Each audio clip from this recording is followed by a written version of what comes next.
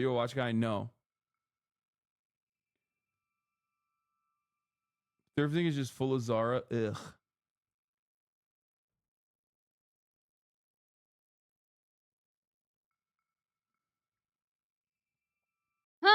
That's annoying.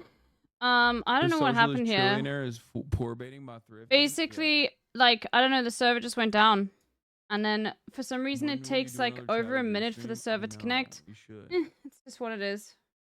It is what it is. We have to use service if we want to stream at 600 kilobits per second, so, you know. Talking about this. I worked in estate sales for a decade. What's wrong with you? Shut the fuck up. Some things need to be gatekept, chatter. What the fuck is wrong with you? Shut your stupid ass up, bro. We just talked about how fucking thrift stores suck dick now. This motherfucker's over here chirping about other shit. Guys, don't go there. They're different, and it sucks, okay? And you will get a disease. It's sickly and diseased. Don't do it, okay? It's don't sickly touch it. and diseased. The fuck, man? What is happening? I've learned my lesson the hard way, okay? Oh my god, what the I fuck learned my lesson the hard way. I was a fucking major thrift advocate. I would go to thrift stores with the fucking chat. Yo, this is insane. My thrifting experiences. Now it's not thrifting. You're just buying someone's old underwear, basically, okay? Ooh. For pretty much the same price. It sucks. Reconstruct isn't a thrift store? Huh. I'm not talking about Reconstruct. I used to go to fucking... It goes through so many batteries, though. I used to go to Goodwill. I used to go if to... you like, I can ask for a different failover, different relay. It's kind of funny to mention it now. Yeah, but there was a sure. point in time I'll try where, like, anything. every Sunday, so, we would go to... obviously, I'm not going to try it right now. School, Melrose Trading but Post. yeah, you're welcome. I can definitely test it. Kind like, of good. Obviously, when I go the live. OG is always the Rose Bowl. But, like, still, that was, like... There was a point where, like, Buffalo Exchange, you could go to Buffalo Exchange that would be great. Crossroads when they were first, like, hard to find. They didn't, like, exist everywhere, or, like, a Goodwill even before then. And like... here we are. You could go there, and you would know, like... One, you would see a lot of people with, like, incredible drip. Like, insurmountable amounts of drip. Yeah, you could just send me a message on Discord, Sniz. People would That'd be amazing. put their best shit on. Okay, it was, like church the thing is, I don't want you to go out of your way, because the thing is, I have to butt out my contract and then you're a person. Thank you. It's more like, the issue is more that, wait, what? I missed everything. It actually doesn't happen a lot. Yeah, I know we've had a conversation before. This doesn't happen a lot. Like, I think this happens like once a month, so it's not that big of a deal. You know what I mean? So I wouldn't stress too much if it's not possible. But yeah, you can have a look. That would be great. In East LA or South LA for the heat, but I'm gatekeeping spas. Yes. Anyway, the heat cycle stages in dogs, like I said, pro estrus is like 4 to 20 days, and then estrus is 5 to 13 days, and then the metestrus, diestrus is 60 to 90 fucking days. That's when when the period's going away. Oh, okay. Problem with Kaya is that her shit is like kind of fucked up. No, hold on. 4 stages of the canine heat cycle. Proestrus is the start of the heat period where your dog's body's preparing to mate and averages about 9 days, but can last from 3 to 17 days. Her vulva will swell, which it did. You may notice a blood-tinged discharge, but many dogs are fastidious about messes and will clean themselves before you notice. Your dog, Kaya, does not. Kaya just lets that shit run if I don't put a diaper on her. Displaying clingy behavior. That's, yeah, this is very cute. She did do this, and that's when I noticed that she was on her period. This was like 2 weeks ago. No, I just missed it. 2.5 weeks ago. At this stage of the heat cycle, your dog will attract males, but she will not be receptive to them and may become aggressive if they try to mount her. Then she gets to the horny phase. So what happens is first they literally will a buddy of mine had 2 intact dogs and unfortunately accidentally had a litter. You want to ask for a movie night? The way he explained this was a video during the female dog at first would like bark at the male dog and be like yes, I did see that. The male dog. Yeah, we can watch that. Came near her, and then she would still bark at the male dog and become aggressive towards the male dog. But this time in a horny way. We can watch that. Like bark at the male dog to fuck her, to mount her. Be like, come on, Yeah, fuck let's. me. We can do What that. the fuck is going on? Hold on. Well, we could do a movie night as well, but we could also watch it on stream. Damn, Like if Kaya it's on is YouTube, so it should be fucking fine. sleepy. She hasn't even noticed that like there's dogs. Her friends are here. Where am I supposed to go again? Okay. Oh, she just got up. Hold on. I gotta open the door real quick. It's there.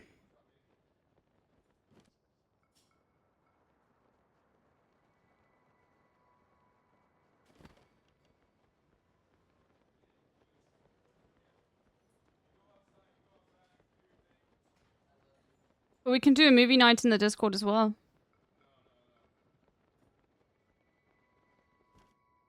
I could come on for the Elvira watch along if we did on stream. Yeah, that would actually be great. We can just like Sorry, all of Kaya's friends keep are the here, VOD and they're unpublished. having a pool party. If it's an issue. How old is the movie? You should do a live with the base French streamers Danny and Raz. Talk about French politics one day. Sure. But anyway, female dogs then will attract males and accept males with ovulation occurring 2 to 3 days after mating. You may notice your dog urinating more frequently in market spots within and outside of your home to spread pheromone messages indicating her readiness to breed. This, I think, is also like the scariest part of the cycle because this is when she like has a likelihood of running away. That sounds cool. Oop, wrong one. Yeah, there's a pool party happening. There's like 3 dogs in my house right now outside of Kaya. My trainers are here. They're just hanging out at the pool. Wait. And then diestrus occurs directly after the in-heat stage, lasts for about 2 months. Her body will proceed with the pregnancy or return to rest as her vulva returns to normal size and the vaginal discharge disappears. We're in the 2nd stage right now. Why are you streaming? Go have fun at the pool party? What do you mean? Because this is what I do, baby. So fuck out of here. This is my job. This is my life. And this is what I enjoy doing. So yeah, I'm learning a lot. I'm learning about the period cycles. I'm learning a lot about how this stuff works. But yeah. Okay.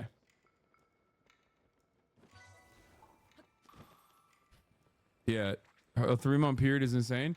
Well, try even longer than that when your dog also thinks she's pregnant. Remember, she had a pseudo pregnancy. Can we see the honey dog? Okay, I'm not I'll trying show that. you honey in a second. Okay, we're doing When something they're else. done Fuck that. fucking around in the pool. That's too much. I can't. But yeah, they that's what they do. All right. We're an hour in. I still have not We fucking can plan talked it, Sakuriko. Sounds good. I still have not I'm not. talked about I think it's news. faster It's to Monday. to It's news day. skate. We already blasted off. So let's get into it. For those of you who want to know what Kai is doing right now, Kai in the pool for the first time ever. this is what she's doing. I'm going to show this one more time. This is basically what she's doing outside right now. Let's go back up here again. Hold on, we're gonna try easy. Oh, she's so heavy. Oh, Telia, if you want to do a movie night, yeah. You can also comment on it, but if it's on YouTube, Elysium, it should be fine. There we go. It just means we can't save the VOD. So, like, I'll download the VOD to give it to Jacob. But yeah, just otherwise, because it's just easy for people to like, you know, should be fine though. Because that's like, if it's on YouTube, normally I don't have a problem with that. You know? Does Kai have a double coat? Yeah. That's her first time in the pool. Anyway. Especially if it's uploaded by like an unofficial uploader, then you know normally they don't really care. No, I want to take her to the snow so bad. She's so precious. I agree. Yeah. Yeah, Doodle watches movies on let their go stream. of Yeah, her it's in the just about the middle? Yeah. after part. I'll ask how Doodle does it. And so does Caroline. Not gonna lie, seeing your thirst shop TikToks for the normies Caroline and watched knowing how you are on Twilight. stream is so funny. It's like 2 totally different personas. Which is insane. The Twitch route Wait, has have not I been actually exported seen to that? TikTok. Yeah, Oh, I mean, okay. you also have to remember, like, that's kind of how I am in the real world. Like, I'm the same person on this on the stream. It's basically fucking impossible to it's basically impossible for me to fake who I am for extended periods of time.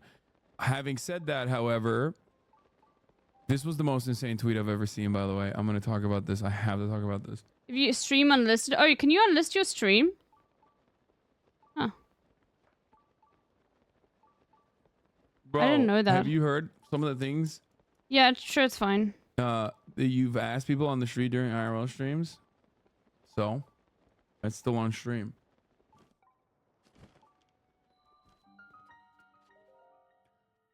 This is one of the most insane things. 20 people were killed in terrorist attacks in Dagestan, according to Telegram channels close to law enforcers. According to Basra, 15 law enforcers were killed, enforcement officers were killed, as well as 1 priest and 1 church guard and 3 unidentified people. So people fucking went in and attacked, like, I think, tried to like a synagogue or something, and attacked like an Orthodox Christian church. I don't know, ask your mom. As you guys know, Dagestan is in Russia. The publication 112 writes that 17 law enforcers were killed, according to Telegram. 44 people were injured. Okay, Gunther Fehlinger, who is NATO's biggest fucking defender, says, "We won the Cold War by arming the Taliban in Afghanistan to enable them to defeat the Soviet Union. We must do the same today by arming Russian internal Islam-based armed opposition to dismantle Russia." That is one of the most insane things I've ever fucking seen, especially because, like, while what he is saying is correct, that is what America did in Afghanistan, we are living in a post 9/11 world. That's number one. Number two, he quote retweeted like a shit ton of dead people. Like, he's literally personally saying, yeah, as long as like Russia dies, as long as Russia falls apart, what's down you here? know, maybe a lot of people are going to die in the process, but who cares? Which is so psychotic. Why? I've never just seen such brutal, ruthless honesty. Yeah, I did the Seeking Derangements podcast. We'll get to that later though, because like I said, you know, we got news. We got a lot of news to cover, so I'm gonna dive into the news a little bit. Okay, here we'll do one last blast off. We die. I was just wondering, why is it down here? Anyway. One of the it should be fine. A fighter at Khabib's gym, apparently. The fuck did he do? Did he use his... Wait, what? What did I copy? Your thirst trap talks? What? How did I even copy that? I was trying to do the... How did I even... Wait, how did I copy that? I forgot to take my medication. I got reminded and then I forgot. Hold on. How does that... I pressed control and enter. That's weird. Where is my meds? Dude, what are you doing? I was trying to fucking blast off, copy paste my blast off tweet so that, you know, you can fucking let the people know and get more people in here.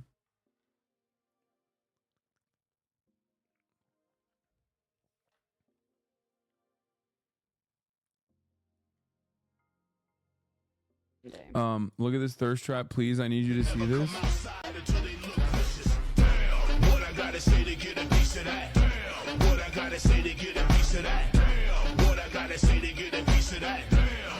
Okay, we've done enough. We've done enough thirst talks. The attack was supposedly carried out by ISIS, and we all know what that's code for. Can someone send me the fucking link to the... Can someone send me the motherfucking link to the Khabib gym guy?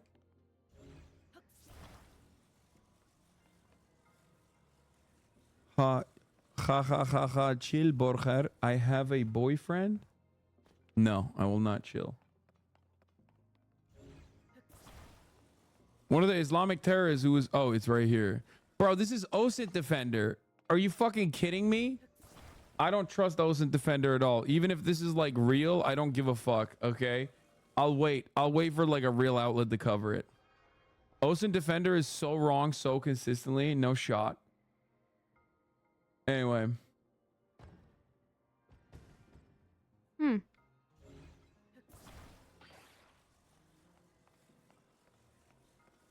But we'll...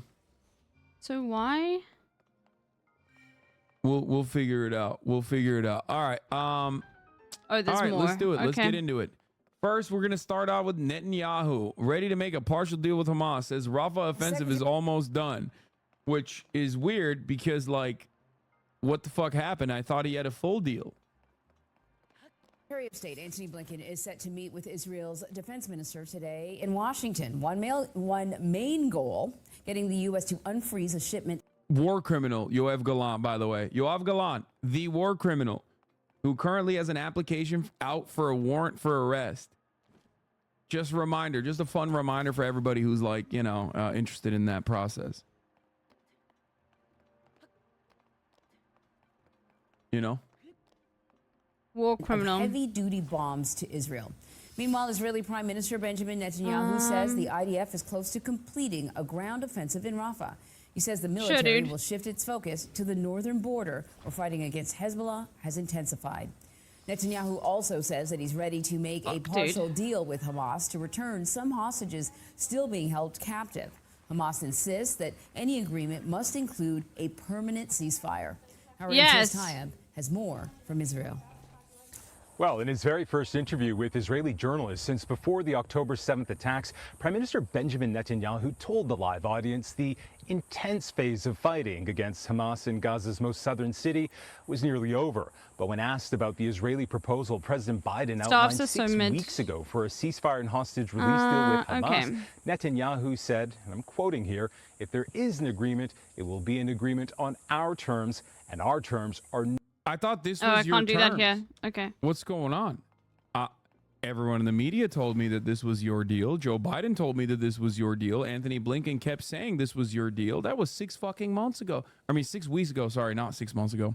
6 months ago is when Hamas actually brought forward this deal. Literally the same exact deal. That was among many others. But 6 weeks ago, Joe Biden unveiled this. And then we're going to go into the depths Benjamin chat. Netanyahu's own deal. He made it himself. He loves the deal. This is his own fucking Apparently deal. there's like a whole bunch of things. That was suspiciously similar to the deal that Hamas had put on the table, which Anthony Blinken personally admitted it was the identical proposal, the Hamas proposal. So what happened? What happened? How did we get here? I don't get it. It's your deal. What's going on? What the fuck is this about? Benjamin Netanyahu, since the deal was unveiled 6 weeks ago at this point, has consistently poo-pooed the deal over and over again. Israeli officials have shit on the deal. Israeli officials have shit on Netanyahu. Netanyahu's own party, Likud, had MKs, Knesset members that have actually shit on Netanyahu for proposing this deal. Netanyahu kept the deal close to the chest. Turns out Biden revealed it and maybe was a little too enthusiastic about certain aspects of this deal. Specifically, the parts where phase 1 moves into phase 2.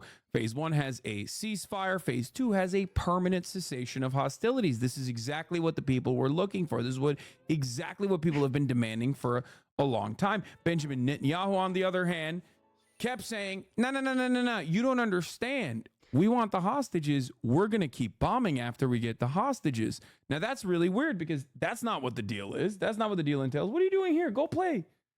Go play with your friends. You want to come back here? You don't want to play with your friends? Okay. How did you...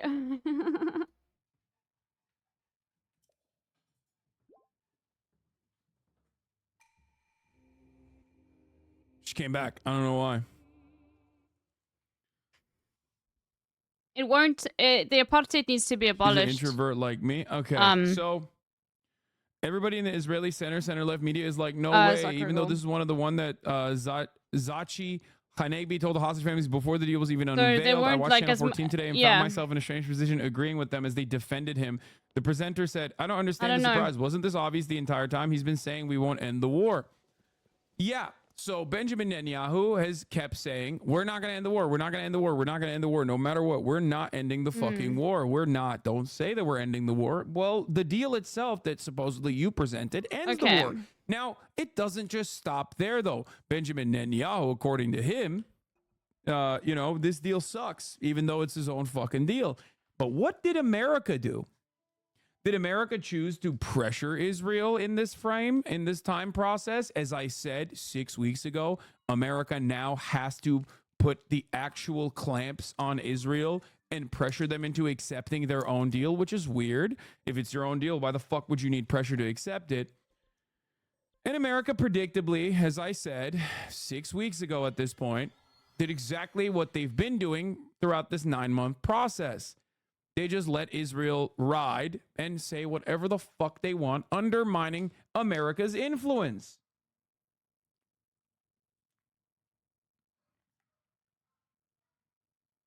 So, but yes, for the people of Gaza right now, they need a complete end in order that's the for situation. What stops Israel from just lying and saying they'll accept the permanent ceasefire? Unfortunately, like the issue is like there is no authority in Palestine that could represent, like, as far as I understand, there isn't like an authority, like the ANC.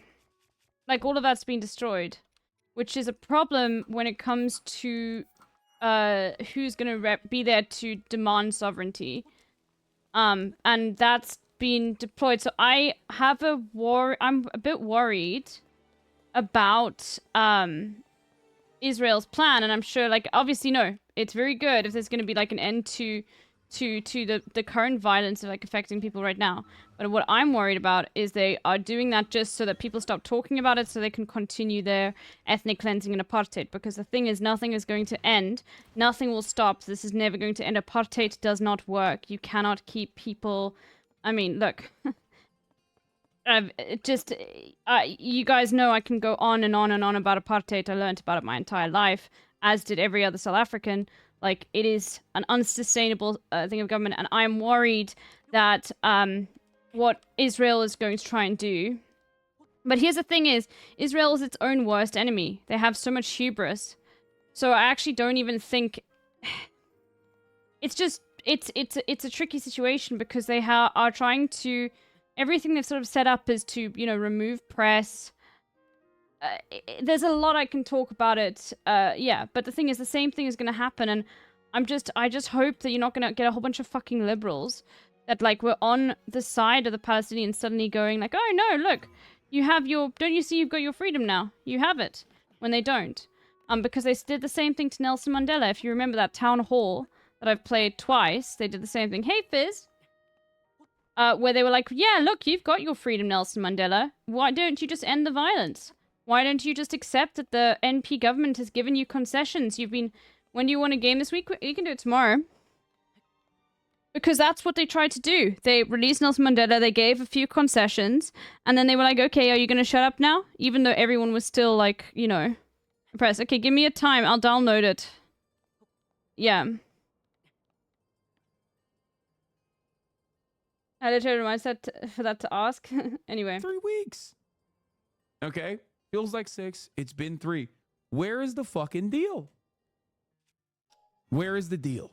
Why is this Israel's own deal, and yet only one party, Israel, is sullying its own deal? It's fucking up the deal. And now they're covering this as though Netanyahu is walking back from... But the thing is, that is something that's going to... I don't think, like, if we just look at the timeline of how things were stirring about apartheid South Africa, I think we might only see a fully... the abolition of the Israeli government in around about 10 years. Just looking at the same timeline. And that should not... Like, that's just how long it takes for this to happen. Like if... Yeah. But yeah, that is the end goal, obviously. Like, we still, can't stop talking about the apartheid and everything. Let's continue. So Benjamin Netanyahu is now saying, but yes, the most important thing right now deal, even though it's our deal, is to end the violence. War. He went on to say that I refuse to leave Hamas as it is. We need to eliminate it. Now what is this? I am new here, so no hate. My friend told me to watch the stream to learn the right opinion about Palestine. 1, hate Netanyahu, and I think his whole cabinet should be in charge with war crimes. 2, Palestinian civilians don't deserve to be killed. 3, but, okay, that's a big but after Palestinian civilians don't deserve to be killed. Your plan, Hassan Abi, to dismantle the whole Israeli state will have same effect. It will kill lots of Israeli civilians. So how is your plan better? Well, no, it didn't. It didn't kill lots of white South Africans. You are, I guess, assuming certain things about what will happen to Israel and what I want to happen to Israel. Okay? Israel currently is an apartheid regime. This is both immoral and also illegal. This must be dismantled. There will certainly be shakeups in that process. Okay? As historically, when apartheids have gone, when settler colonies have been fought against, resisted against, there has definitely been some shakeups. Now, the interim period in the Reconstruction era is unimaginably important. It's all dependent on what happens in that Reconstruction post the abolition of the apartheid. Okay? But the violence most likely will not come, at least everything I know. There's no history, violence. The violence oftentimes, with some exceptions like the Haitian Revolution, does not actually come from those who were previously oppressed who are now looking for vengeance, right? The violence still in that circumstance, if you look to like the American Reconstruction period, actually comes from the people that were benefiting from the pre-existing racial hierarchy that cannot accept the new way of order where there is an equal society. Van Metta's perch. Okay? That's how the Klan started, the Ku Klux Klan. For those of you who don't know, that's like, this is Reconstruction era American politics in the South. Am I on Van Metta's perch? Is this what I'm on top of right now? You have to recognize. So like, there will be chaos. There will be violence. Do I think that in the interim period, there won't be like additional Palestinian resistance groups that still want vengeance? Absolutely. Will they do violence? Certainly. But I think, at least according to what I have seen from history, the large majority of the violence will most likely be paramilitaries on the Zionist side. Yes. Like the Jewish Power Party, like the settler violence that already exists. They do pogroms on a daily fucking basis. They've killed 500 Palestinians in the West Bank since October 7. 500, not in Gaza, in the West Bank, in occupied 500. Palestinian territory. Fuck. Jesus fucking Unrelated, Christ, man. but just so you understand, the show he was interviewed on is called The Patriots. The discussion was about how the Nazis had a Western culture to fall back on once they were defeated. So you could talk to them in the same language. For Hamas and Hezbollah, this is all they know. The token leftist on the show said, actually, Japan committed pretty horrific stuff against the Chinese too. And the rest of the table answered, you're right. Then let's do to them what the U.S. did to Japan. That's great. Very patriotic. That statement was met with applause, but it not only is at odds with President Biden, but Israel's own military. Just days ago, the top army spokesman said the idea that Hamas could be destroyed was like throwing sand in the eyes of the public. Oh, it's just there then. Deep rifts between Netanyahu and military leaders. Still, the prime minister said some forces from Gaza could be redeployed to the northern border with Lebanon. Following the October 7th attacks, more than 60,000 Israelis have been displaced from their homes in northern Israel after the military began trading cross-border fire with Lebanon's powerful Iran-backed Hezbollah movement. I see the bird, but we need to come here as well. Announced that plans for an offensive in Lebanon, which is just a mile from where we are now, have been approved and validated, prompting the leader of Hezbollah, Hassan Nasrallah, to warn no place in Israel would be spared their rockets. Pogroms are like ethnic cleansing campaigns created by like random groups of people. Like they play a very prominent role in Jewish history, where they'll just go in and they'll be like, oh, village water is poisonous. Why? Because the Jews poisoned it. So let's fucking kill all the Jews and purge them from our village. That sort of shit. So like a mass lynching. You could consider the American. You could consider what the American South and like Jim Crow South and the mass lynching campaigns that occurred there, like the bombing of Tulsa. These are all pogroms. These are American pogroms. Anyway, let's continue. Out of the growing tensions between the U.S. and Israel over the weekend, Benjamin Netanyahu doubled down on his charge that the White House is withholding weapons. Matt Gutman has the latest from Israel. The military can also carry out pogroms, i.e. the Tsar using Cossacks to carry out pogroms in Ukraine? Yes. Hamas has refused several ceasefire deals. Long live Israel. This is objectively untrue. For the record. Just so you know. You can say it. You want it to be true. Because deep down inside, you probably recognize that it would look really bad if Israel was not accepting these fucking deals, right? It would probably look really bad. Hamas has suggested more than 36 ceasefire negotiations, all of which literally look like the current quote-unquote Israeli proposal that is being suggested by Joe Biden as the Israeli proposal, the three-phase deal, which has a ceasefire, an immediate ceasefire in the first phase, and then a permanent cessation of hostilities in the second phase, and a reconstruction in the third. That is literally identical to the Hamas proposal that was first unveiled in February. It's the same proposal that Hamas actually accepted publicly and officially before Israel invaded Rafah. So,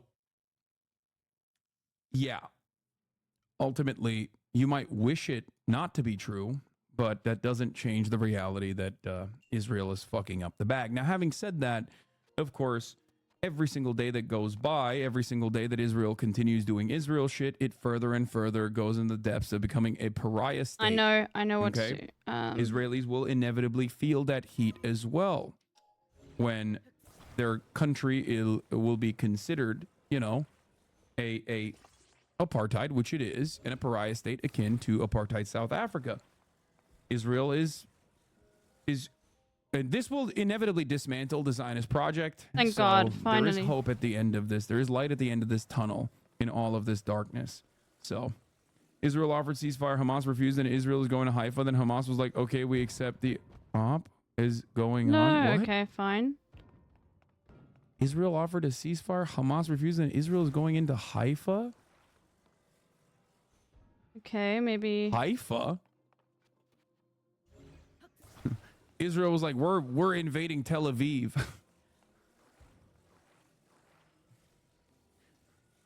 Bro. Israel was like, listen, bro, we have a ceasefire. If you don't abide by it, we will literally invade Tel Aviv. Okay? That's what Israel said.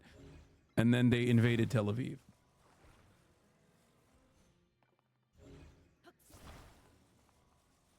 My God. Brothers say Israel offered a ceasefire. Hamas refused, and Israel is going to Haifa. Then Hamas was like, okay, we accept this. The op is going on. Yeah, not Haifa. The place in Gaza. I don't know their geography. Now we have extension. Perhaps you should shut your stupid fucking mouth if you don't even know their geography. Why do you feel like you are equipped to have this conversation if you don't know a single fucking thing? Okay? Yeah, you mean Rafah, and no, Israel offered a ceasefire is ridiculous. Okay, there was a ceasefire proposal that was on the table. Hamas accepted the ceasefire proposal on the table. Israel said, oh, wait, hold on. That's actually not our ceasefire.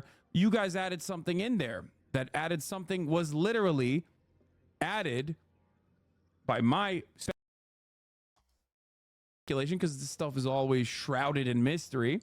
By most likely the American state, which it doesn't really matter. We don't really need to fucking go back and forth on who added the permanent cessation of hostilities into that proposal, because guess what? America unveiled that program a couple weeks later. In the time frame, though, Israel also did the tent massacre. So, you know, and then also did a hostage extraction mission, which killed 200 plus Palestinians, which was fucking unimaginably cruel. So, the word you were looking for is not Haifa, but actually Rafah, and Israel wanted to invade Rafah. Hamas accepted the ceasefire proposal that you think Israel offered. Sure, okay. Before they wanted to invade Rafah, Israel was like, no, we're going to invade Rafah anyway.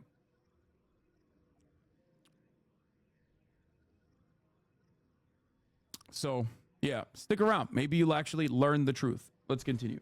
This morning, even as Israeli bombs continue to pummel suspected Hamas targets in Gaza, Israel's prime minister, for the first time, saying the intensive phase of the war is about to end. In an interview on Israeli TV. By the way, the reason why, and this is like one of his first fucking big interviews on Israeli television, because this motherfucker hates Israeli media, unless it's Israeli media that he is currently being investigated for having improper dealings with, including like, you know, giving, a pay-for-play scheme that he had, famously. Anyway, this is a big deal because he goes on American media all the time, but he rarely ever goes on Israeli media like this. And so this was unique since October 7. I think this is his first like actual media appearance in Israel, right? Since October 7.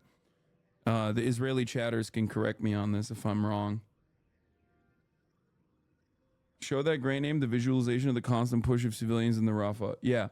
Anyway, so it's a big fucking deal for that reason, and of course, in the process, he just basically gave the game away once again. But it's good. It's good when he gives the game away because it forces the media to like actually cover it and be like, wait, he's walking back his own deal. Chat. Hold on.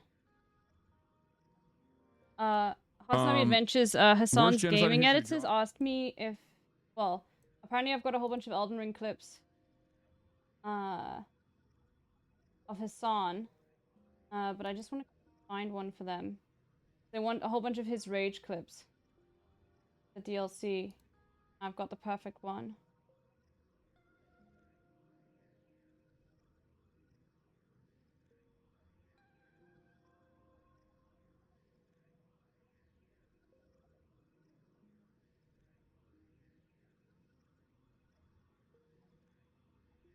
That's why I'm not playing.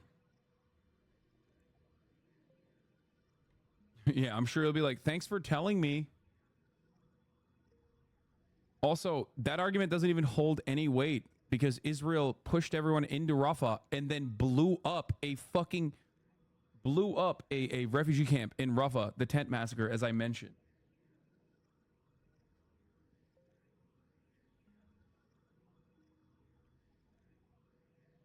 Ami Ayalon, former Shin Bet head with Amanpour, he talked about why Bibi doesn't want a deal.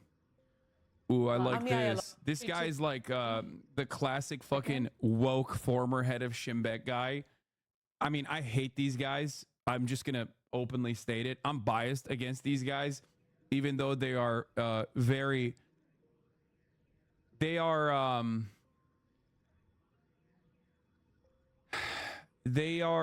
good at. They're very good for our cause. If you care about, Palestinian emancipation, you'll always find a fucking former Shin Bet head be like, yeah, Palestinians are humans. If I was a Palestinian, I'd be a terrorist. And also, Israel is doing some real fuck shit. Classic.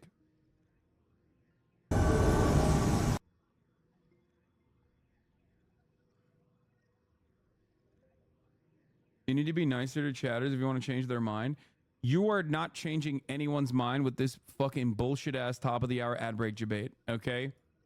You really? You think this is going to be a good way to bait me into reading your comment and then you say top of the hour ad break? Yeah, exactly. Cry. But when you're done crying, wipe your tears away and then try harder next time. Okay?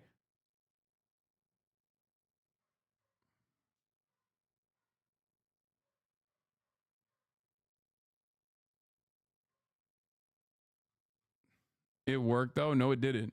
I reposted. Anyway, if you want to repost the top of the hour ad break and not see a 3-minute ad break at the top of the hour, all you need to do is subscribe for $5 or free. Here's a 3-minute ad break now. Let's move on. Let's finish this up, and then I'm going to go into the Shin Bet guy. Sunday, Netanyahu saying the military's focus will now shift to Israel's border with Lebanon ahead of what could be an even bloodier confrontation with the powerful Iranian-backed group Hezbollah in Lebanon. The two have traded airstrikes and rocket attacks for 8 months. Israeli officials, including Defense Minister Yoav Gallant, are now in Washington lobbying for heavy munitions. That as the spat between Netanyahu and the White House seemed to escalate Sunday, with the Israeli leader doubling down on his accusation that the U.S. is withholding weapons, saying 4 months ago there was a dramatic decrease in munitions to Israel from the U.S., adding, damn, dog, that's crazy. Can't believe it.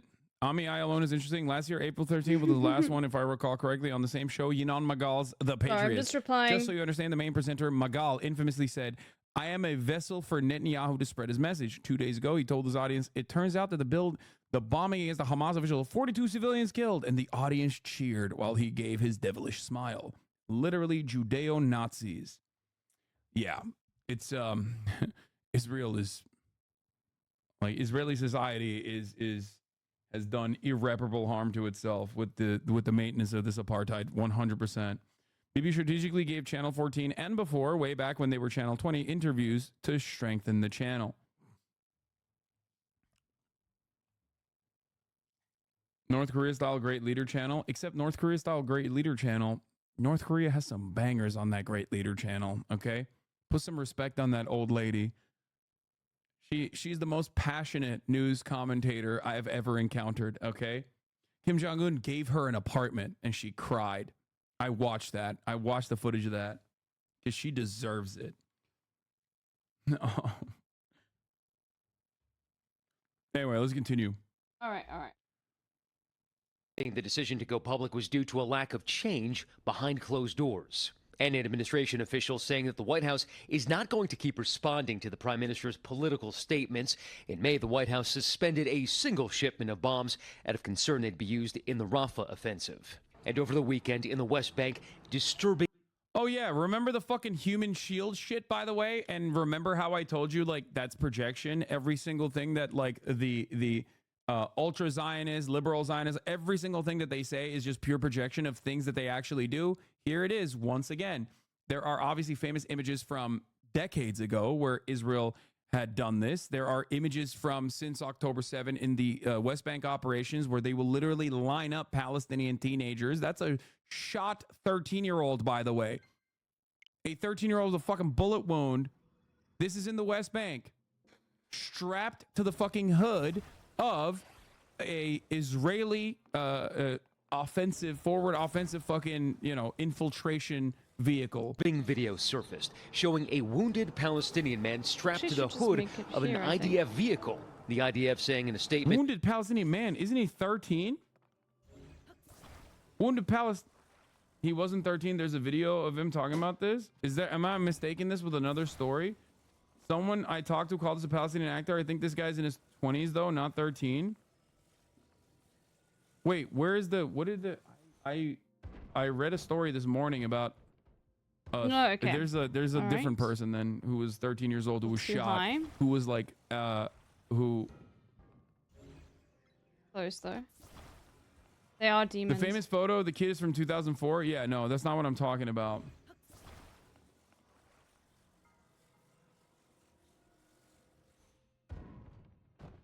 Another injury was a kid. They also had an interview in Al Jazeera English with the kid and the adult. We will get there. Why are you focused on the kid part? No. No. Maybe it was a 13-year-old witness that saw the man on the hood and I'm mistaking it. I misunderstood what was going on. Anyway, doesn't matter. Palestinian man. They strap him up to the fucking vehicle. I wanted to just get it right. I don't want to get it wrong. Fuck. Okay. Someone I talked to called this Palestinian an actor. I think this guy's in his 20s though, not 13. Oh my god. An actor. نفس الاشي اكلت رصاصه بايدي وقعت ورا الجب كان مصفوف عندنا بالدار ولما وقعت كمان اكلت كمان رصاصه بايدي. I was hit by another bullet in the leg. Okay. As soon as the soldiers arrived, they stepped on my head. وانا مصاب دعس على راسي. Yeah, this guy's not 13. شلاليط. Democracy Now! Had a 13-year-old source. That's what it was. It might have been. I might have mistaken it. Anyway. They hit me in the face, kicked me, hit me on the wound.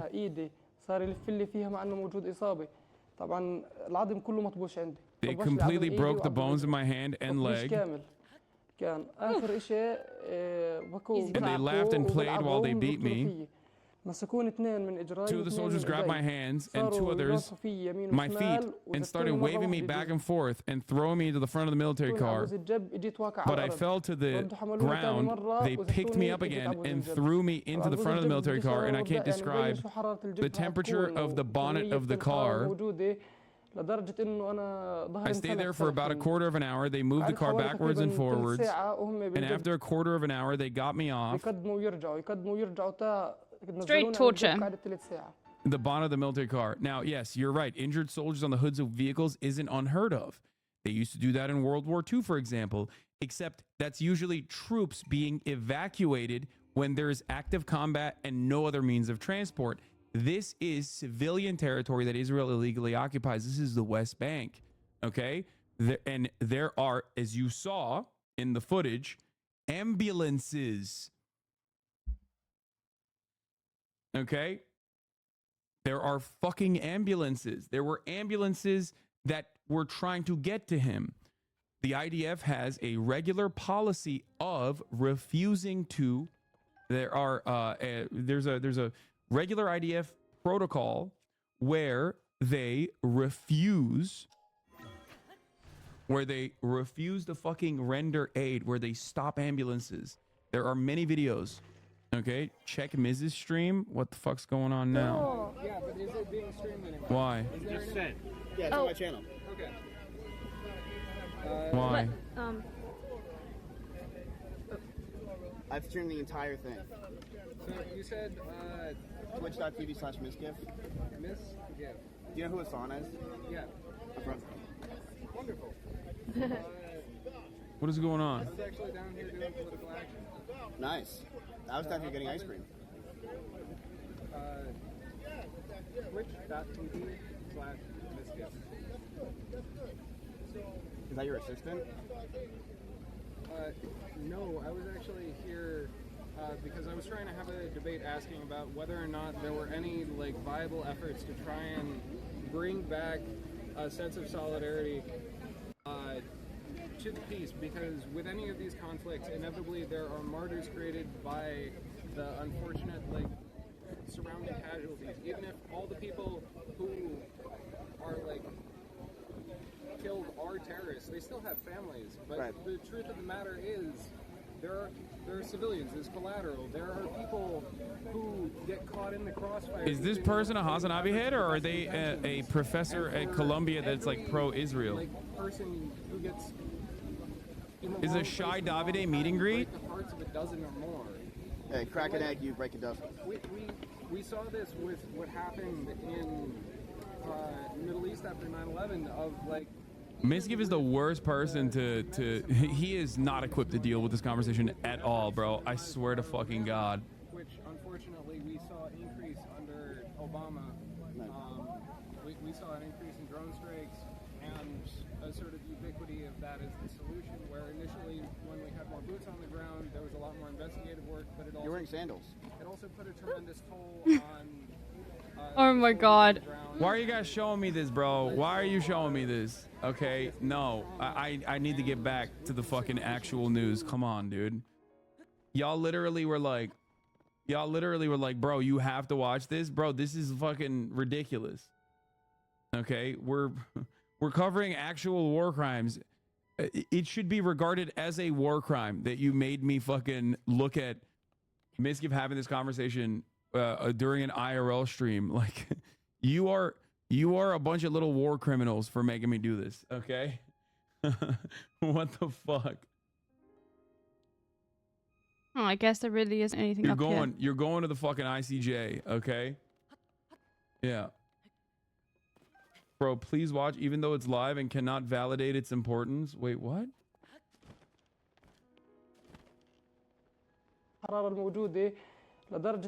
Anyway, so they like that one chatter was saying, yes, medical evacuations like this are not unusual. It's just very unusual in this circumstance, and it's being done as a means of torture, for the record. Like they were torturing him. Many such cases, sometimes directly using them as human shields. Matt Miller on the Palestinian strapped to the IDF truck. Let's take a look at what he had to say. Who is ultimately responsible? Israel's responsible for carrying out a strike. Hamas bears responsibility if, in fact, they were embedding themselves among civilian targets. And so it is very difficult in all these, which is why there is no simple answer, and you have to look at each of them and make determinations based on the facts of each case. You know, over the weekend, we saw that the Israeli army in the occupied West Bank had a a wounded Palestinian man strapped to the jeep and so on. So this is really, by the way, I raised this issue many times before this war, many times, because the Israelis have done this practice since 1967. I don't want to go into details of every incident He's right. and so on. But isn't that basically... He's right. He's right about this. The army using Palestinians as a human shield. So I will say we saw that video. It was shocking. The practice was absolutely unacceptable. Humans should never be used as human shields. The IDF should swiftly investigate what happened, hold people accountable. Yeah, dude, totally. And I'm sure they will. Since 1967. They'll get to it. They'll get around to it. Chat. You don't understand. Any day now, okay? Any fucking day now, bro. Any day they're going to investigate. They're going to start investigating these fucking war crimes any day. Saw the statement they put out that the actions were inconsistent with the orders those soldiers received, that it is being investigated and the people involved will be dealt with accordingly. That is absolutely appropriate. Just a couple more issues, if you allow me. I want to ask you the new legal powers of the settlers facilities and the West Bank. And, apparently annexation is underway under, everybody's eyes and so on. So you don't get this. This was an isolated incident. It just seemingly has happened like so many times since 1967. This isolated incident. Anyway, let's see the IDF statement. The incident violated orders and standard operating procedures. Bro, the amount of ambulances that they pass by is also so insane. Like, they don't just like pass by 1, 2, 3 ambulances. They pass by like 8 ambulances throughout the entire fucking process. They're just like lined up. It's like a joke. And the Israeli military telling us that man was transferred to an ambulance. As for the spat over the pace of weapons to Israel, our understanding is that the U.S. hasn't slow-footed weapons to Israel, as the Israeli officials have been claiming to me for months. Rather, the White House has not expedited the shipments of weapons as it did in the beginning of the war. George. Matt Gutman, thanks very much. The European Union's top diplomat warns the risk of Israel's war spilling over. That woman is South African. African. Israel Hezbollah stuff in a second, but before that woman then, knows just life speaking as South African. A guy that I have brought forward on this broadcast many times over. He's the former head of Shin Bet.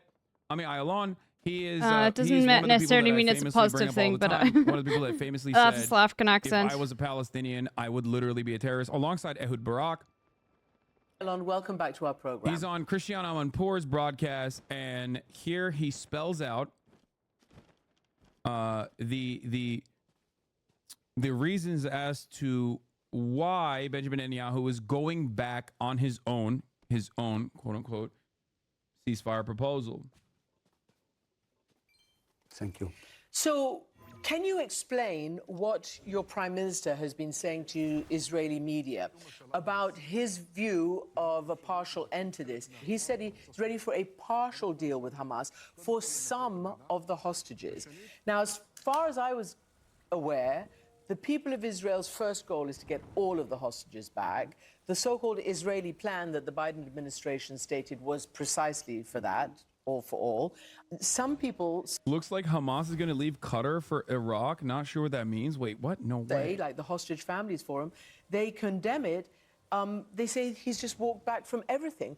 What is a partial deal for the partial release of hostages? It's the only way for him to survive in power. That's it. It's the only way for him to make sure that the war will not come to an end. And this is what he's doing. And I think that he really believes feel like everyone's that we do not monging understand, you. but Why? we do understand, most of the Israelis. And today, our prime minister do not represent the people of Israel. In a recent poll, I have here the figures. We need to go to Cork Forest now. Of the Israelis believe that he should resign immediately. 65% demand elections today. And 75% believe that the only way to end this war is by a political achievement that will enable us to bring back all the hostages. Second, to end the war. And third, to create a regional coalition that will create a better reality and more safety to Israel. I am really surprised by what you said in that he doesn't want to end the war. Right. Hi, I mean, that Jalapinella. sounds crazy to me. Welcome in. That sounds crazy to me because my job demands me to act like it's shocking, despite the fact that I have had, over the course of the past 9 months, numerous professionals, including on the American side, tell me exactly the details as to why Netanyahu is personally invested in maintaining this war so that he doesn't go to prison. It's like, yeah, it's your job, I guess. And I suspect that's the reason why you're confused here. But unless you got bludgeoned in the fucking head with like a blunt object numerous times before coming on this iteration of the same fucking broadcast that you've been doing for the past 9 months, this should not be confusing. This is, I think, the least confusing thing. Well, why? Why not? Israelis are being killed. Palestinians are being killed. Israel's losing its moral high ground. It's becoming a problem.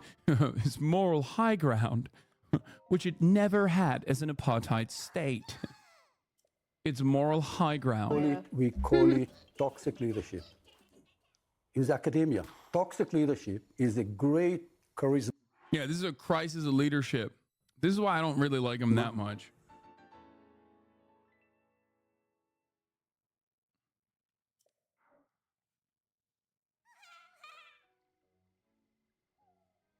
Yeah. This is why liberal Zionism is oxymoronic. It's like saying liberal Nazi. Okay? And ultimately, like, you're looking for a scapegoat. You're looking for a scapegoat. You're looking for someone to blame, someone to shift the blame to.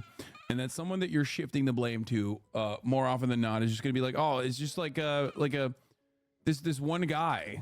That must be the reason. It's this one fucking guy, guys. It's not the entire batch that is rotten. We see this with like police all the time. Oh, it's it's just one bad apple, one rotten apple. It's like, no, dude, it's the whole bunch. The entire bunch is rotted. The entire foundations of Israeli society is built upon the forcible displacement and ethnic cleansing operations done to an indigenous population. It's 3/4 of a fucking million people that were forcibly displaced from their ancestral homes. Like, that's how Israel started. Of a person who leads many people, but he leads them to the wrong place, to the end of Zionism. This is what he's doing. You have to understand that the first cabinet meeting, when we went to war after the 7th of October, and we had to go to war, because after the massacre, etc., it was a war of defense. Okay. But the decision of do not discuss the day after. What is the meaning? I'll tell you something. In this war, when you send your people, your youngster, to kill, and many of them will die there, when you tell them that there is no political goal to this war, immediately what happened? The war becomes the end and not the mean. Now, when the war becomes the end, the goal of itself, this is exactly what we see today in the Middle East. We know how to start wars. This government do not know and do not want to end this war. Okay, I'm going to get back to Gaza in a second, but Netanyahu himself said in this so-called interview conversation that they might be prepared for another war, that the real so-called kinetic combat phase in Gaza could be coming to an end, but that they will move troops and forces to the north. That means Hezbollah. Are you prepared? Do you think this is going to happen, a full-scale war again a la 2006 with Lebanese Hezbollah? Whether I think it is a real scenario, if we shall not change our perception of ourselves and the Middle East, it is a real scenario. Not because somebody wants, because this is the only option. If we believe only in power, if we believe that war is not the last option, is the first you, and Raphael, only for the option, gifted sub. this is what we shall see. Holy moly, thank you. Should Everyone's be been so based kind on with all the two subs pillars. today. I've been like, what the Yes, fuck? we shall This is always just a have Monday. to maintain and to preserve. Oh, you know what it is? It's everyone's getting paid. But it will never I be need enough it to be a round number. unless we Okay, understand thank you. diplomacy. Unless we can speak in two languages, we shall not be secure and we shall lose our identity. And why has it taken 8 months for the people like yourself? I know you've been saying it because you're out of, governing Shin Bet, etc. right now. Because I'm a minority in my people. Okay, you're That's a it, minority. okay? But it's suddenly becoming out there, like the head of the IDF has clearly empowered his spokesman, Admiral Hagari, who said last week that it's just throwing sand into the eyes of the Israeli people, saying that you can defeat Hamas. More and more people are beginning to say what you're telling me now, that there needs to be a day after plan. Yes, I don't blame, but I think that I expected more from our generals. I still remember during the first Intifada, when Rabin gave us an order, instructed us to break the bones and I alone is a Zionist to his core, but despite all this, I kind of like the guy to an extent. Some I'll of course disagree with, but some on basic points he's right and sharp. No political goal, only war for the sake of destruction. He's basically correct on here, chat. 8 months in. Yeah, no, that's why I said he's like... It's on the screen. he's like a valuable asset, I would say, on... Look, He's repeating a lot of the shit that I've been saying, okay? I don't. Obviously, when he says it, there is a level of authority. This is why people were saying to watch Miz's stream. Dude, come on. We're literally listening to a former head of Shin Bet talk to American mainstream media. Basically undermining the war effort entirely, and you're over here being like, you have to watch Miskiv's stream. Like, that's crazy. Okay, he's listening to Shai Davide. Got it. Like, come on. Oh, wow. Oh, fuck. I got it. I think I know where we need to go. I think we need to go Fuck ass here. haircut too. And that hopefully should be far enough. We'll see.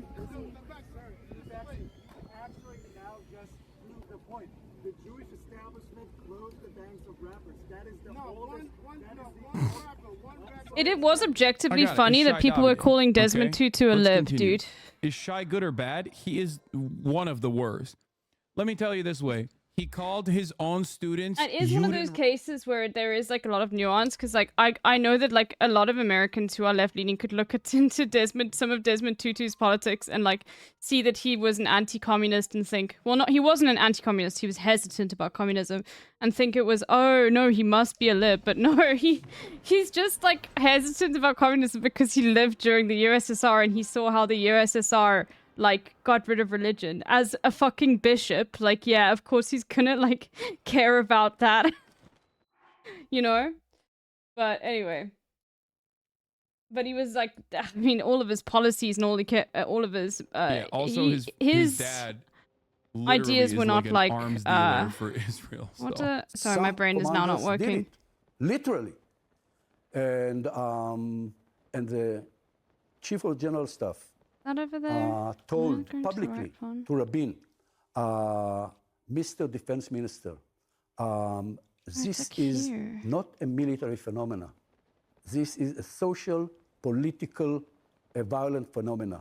And I expected our generals to say it as early as possible. The moment that the cabinet accepted this decision, not to discuss the day after, it was clear that this is a never-ending war.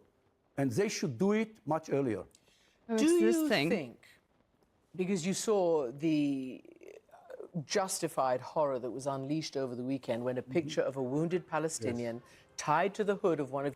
Yeah, obviously he's a Zionist, but he's an interesting character. Ayalon made this realization that the occupation isn't just a blemish on Israel's image, which is usually the liberal Zionist position, for the record. This is why Time Without Over was making this distinction. I alone doesn't just think he's like thank you for the 61 gifties. in that situation. Like he's the furthest Holy moly, liberal everyone's or just leftist you will get to while still maintaining Zionism.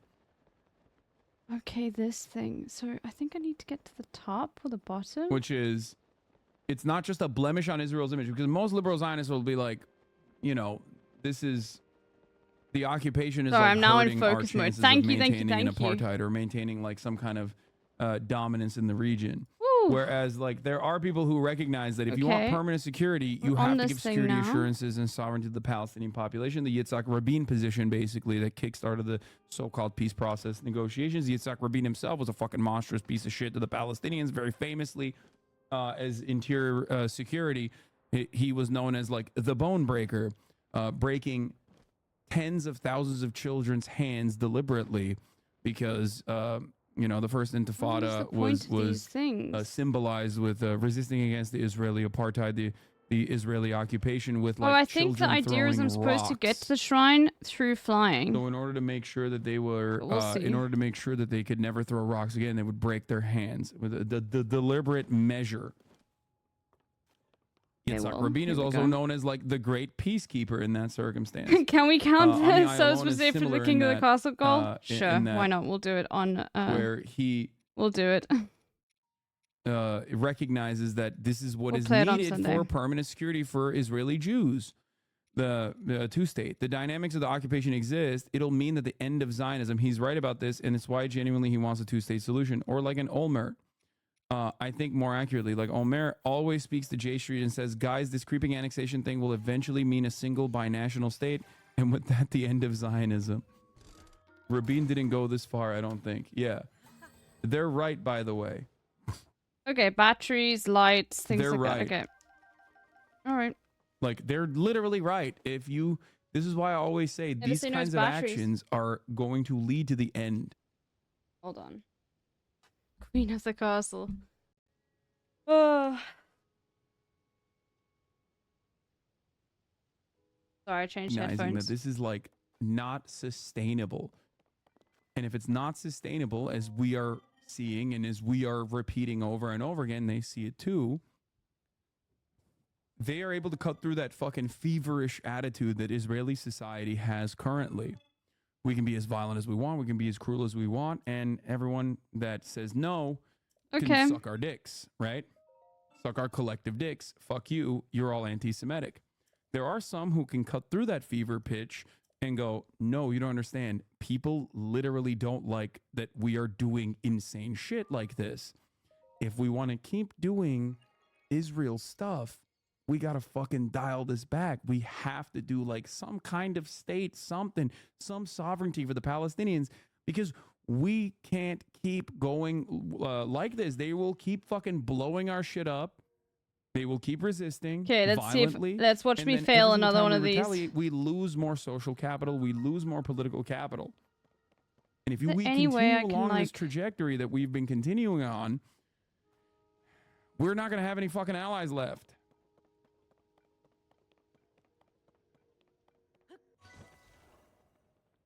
Okay. Of your military vehicles was driven out of the Jenin area, and the Palestinians accused your forces of using it as a human shield. What do you mean Palestinians accuse your force of using them as a human shield?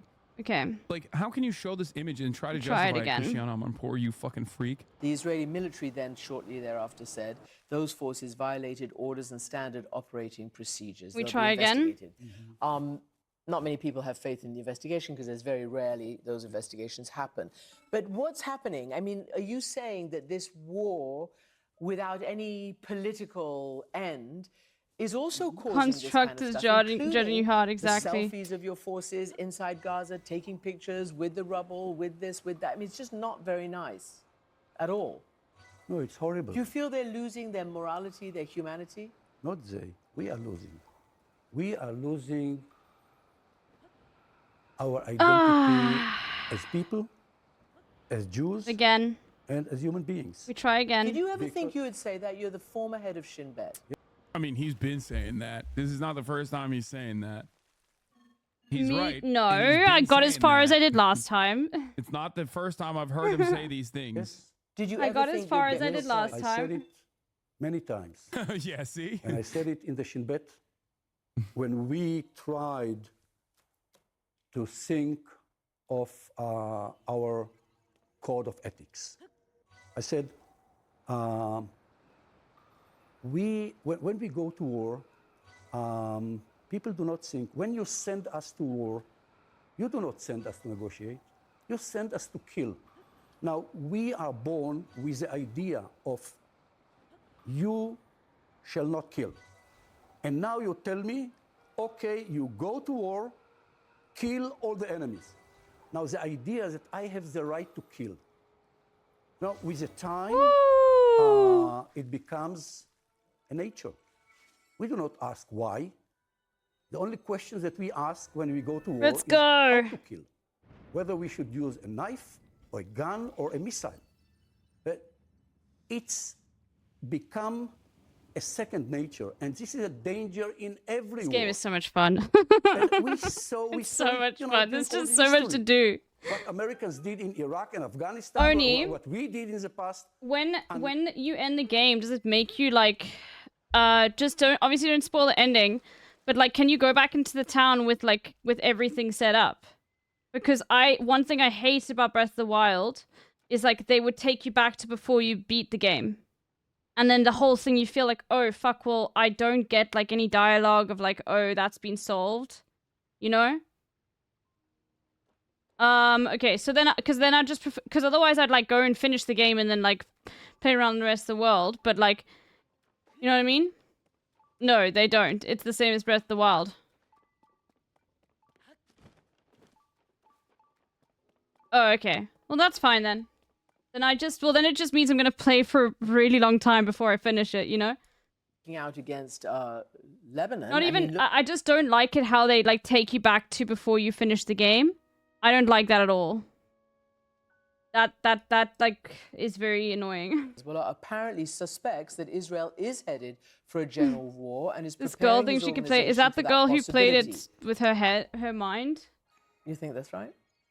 Yes. Yep, I saw that. It's Sick. the only rational decision. And then what happens? We shall have war. And then? We shall have war.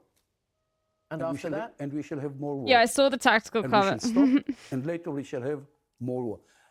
We have to understand, there are two blind spots for us Israelis. Until today, by the way. What should we learn after the 7th? Because I've got no desire to... What? Which This is was new? probably the most horrible moment in our history.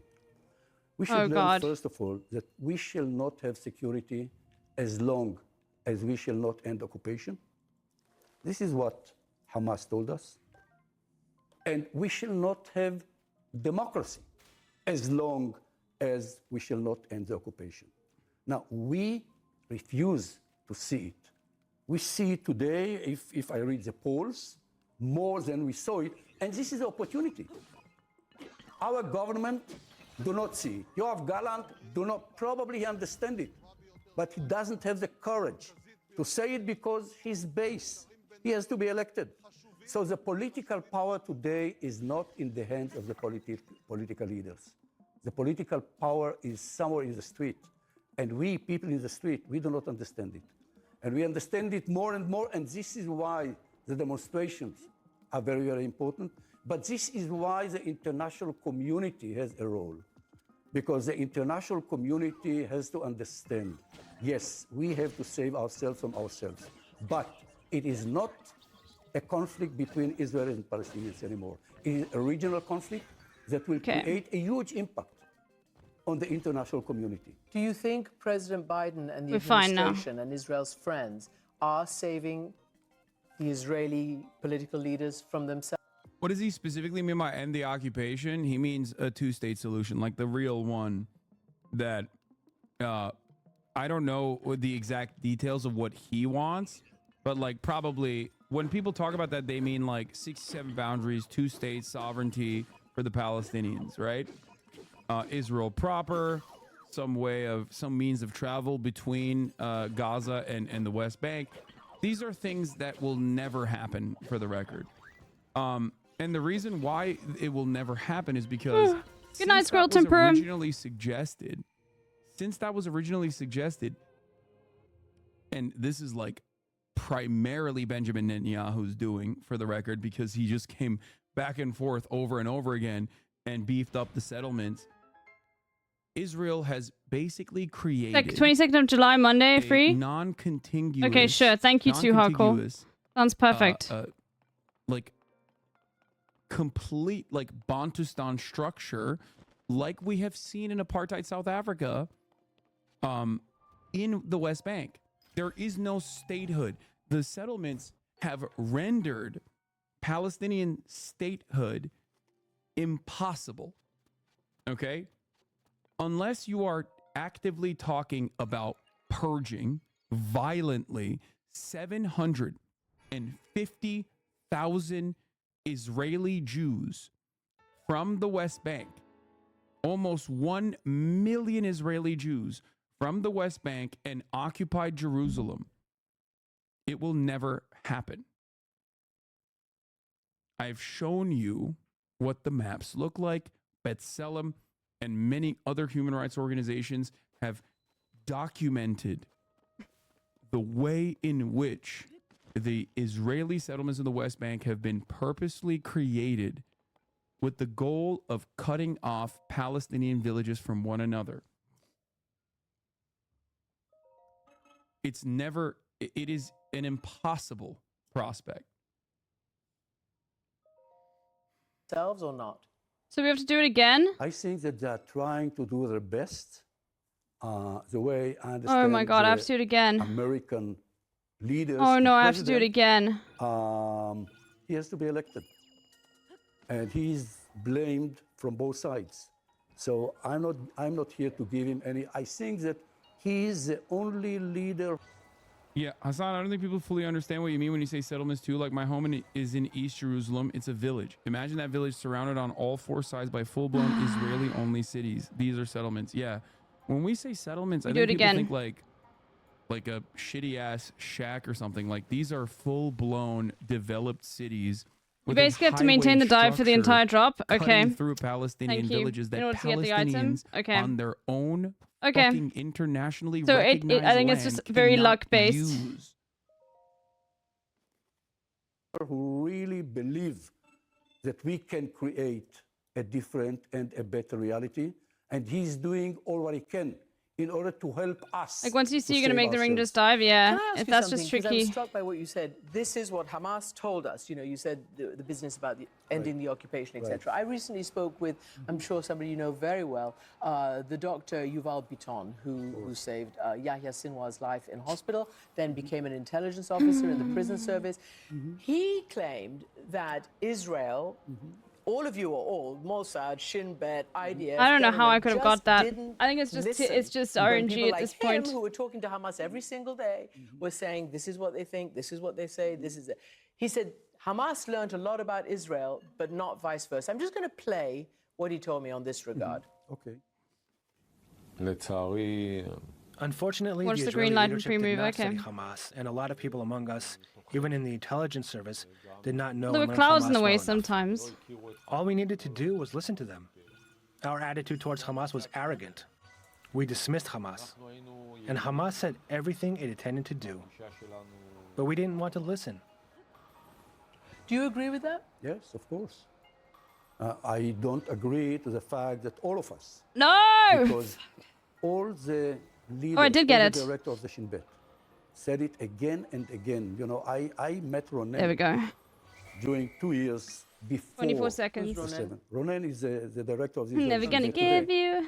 During the last 2-3 years. Hey, Scammart, how you doing? And I told him, look, I understand that, you know, politicians and political leaders, you know, they are telling Glide exactly tights? Oh my God, let's go. But you have to tell them again and again and again, every Glide day, tights. every meeting, that this policy will lead us to a wave of violence. And he told me, Ami, this is exactly what I'm telling him. But Prime Minister did not listen. Why? I know why. Because he preferred his political survival on the future of Israel. That's it. You have said survival requires a political solution and a two-state solution. As you said, Hamas will only be defeated by a war, in this war of ideas, which is offering the Palestinians Okay, hope. let's see if there's anything else around here. We've heard leaked tapes and things like that. Netanyahu's most nationalistic Orthodox coalition members, people like Smotrich, Ben-Gvir, etc., they, Smotrich, there's a leaked record, he spoke about preventing the occupied West Bank from becoming part of an independent Palestinian state, and he's getting a lot of power and putting more settlers on and empowering the settlers. Okay. Is that going to work? Are they going to have the final say? Okay. Probably.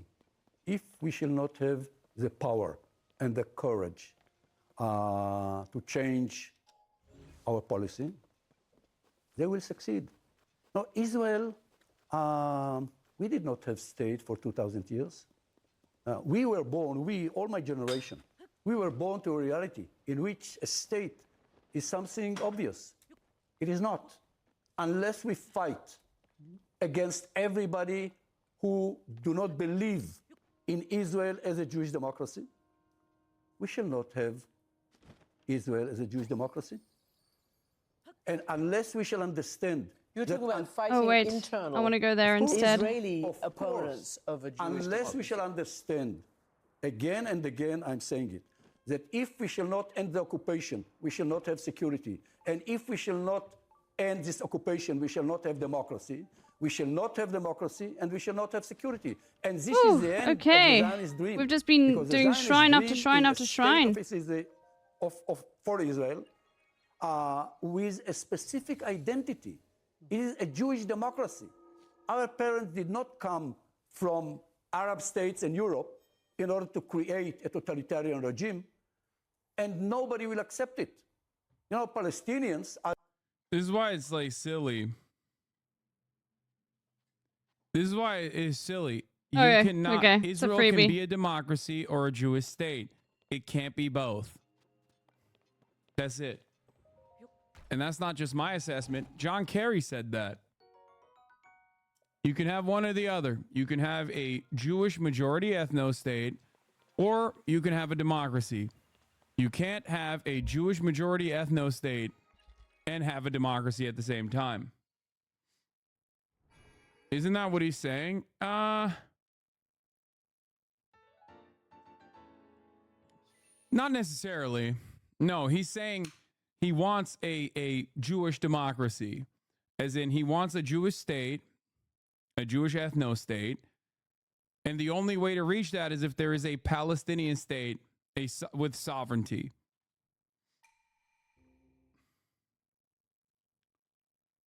Are demanding freedom, and they will fight for the end of occupation. And unless we shall understand that this piece of land is ours, but it is not only ours. We have only two options: to divide it and to keep our identity, or not to divide it and to lose our identity and to lose our security as well. So does this worry you then? Because this is Netanyahu again in this conversation about moving from the first, second, and now the third stage in Gaza. The third.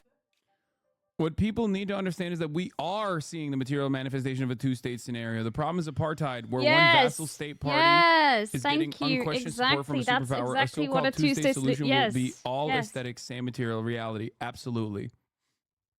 What we see is a two-state solution in Gaza. Exactly. And you've heard me say that before.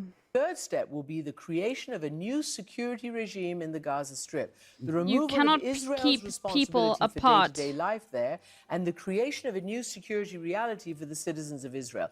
What do you think that means? Do you think that means carving out a whole piece of Gaza? Oh, okay. This is what it means. Wait, what?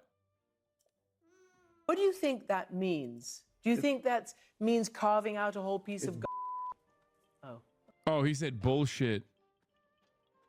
That's why they bleeped it. No, he said bullshit while she was saying Gaza. You can see it. He mouths it. He goes, bullshit. Means. Do you think that means carving out a whole piece of Gaza? He goes, it's bullshit. Oh, okay. This is what it means. For Netanyahu, he is lying to us because Netanyahu is not stupid. He's the brightest person that I met. But this is toxic leadership. He is telling us something that he knows that will not work. He knows the Palestinians. He knows that they will go on fighting. He knows that they will not accept any Israeli leadership that does not give them their national liberty, end of occupation. He knows it. But he's trying to sell us something that probably, but... This guy doesn't like Netanyahu, by the way. He's not saying my genocide dare is a genius. He's saying that because his goal is ethnic cleansing, his goal is like, or a permanent occupation or a permanent state of war, he is like in a very smart way using what is in front of him to continue that goal. He's saying this is Benjamin Netanyahu's fucking plan, it is that plan. That is his plan. It's what he's doing. Most Israelis, again, he do not represent the 75% of his people. Finally, if a war happens between a full scale between Israel and Hezbollah, there are those who are very concerned, like United States sources apparently, that the Iron Dome, your anti-missile shield, could be overwhelmed in the opening strikes. Do you worry about that? Yes, of course. Mm-hmm. There is no ultimate solution. And the capabilities of Nasrallah and Hezbollah is totally different from what we faced in the past. As long as we are fighting in Gaza, he will have the legitimacy to go on fighting. But the moment that we shall achieve the end of war or ceasefire, he do not have the right to go on fighting because we do not understand. You know, Palestinians are suffering, thousands of them. You know, millions probably led from their homes, and the whole south of Lebanon is destroyed.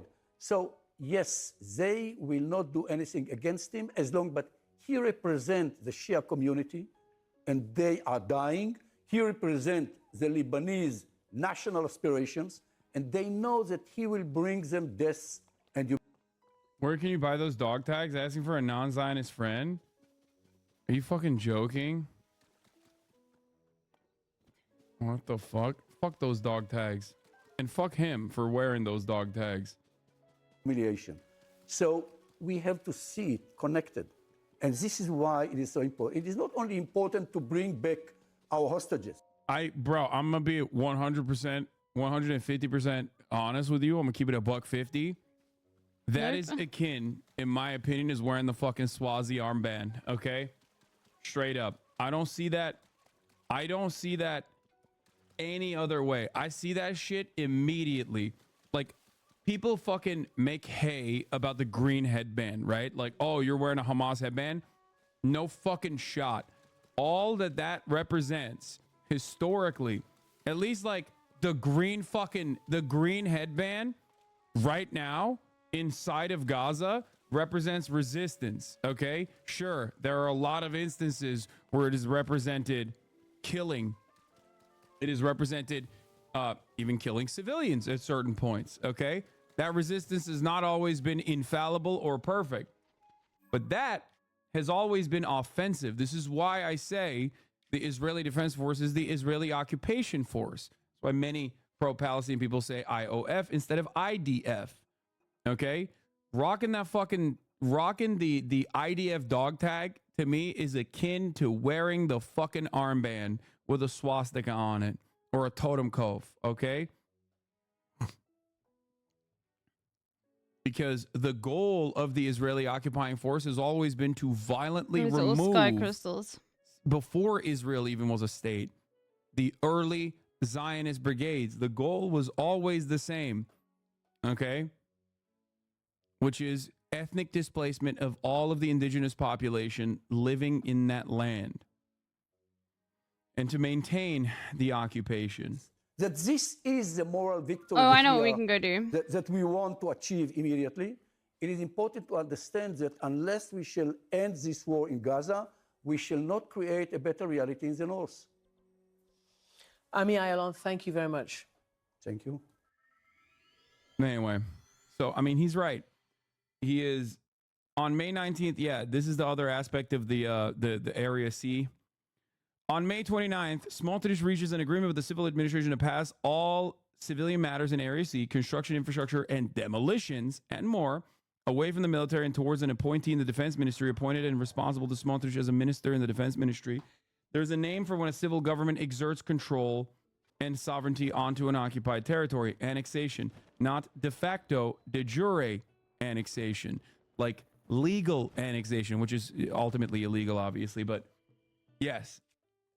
And that's precisely what's happening, which is, you know, weird to think about because, like, obviously the entirety of the West Bank was basically under this, but Area C is like the last semblance of like the Bantustan. It's not enough that you have a Bantustan. It's not enough that you have a Bantustan. You literally are just taking it over. You're taking over the Bantustan and making it yourself. It's de jure, as in the law.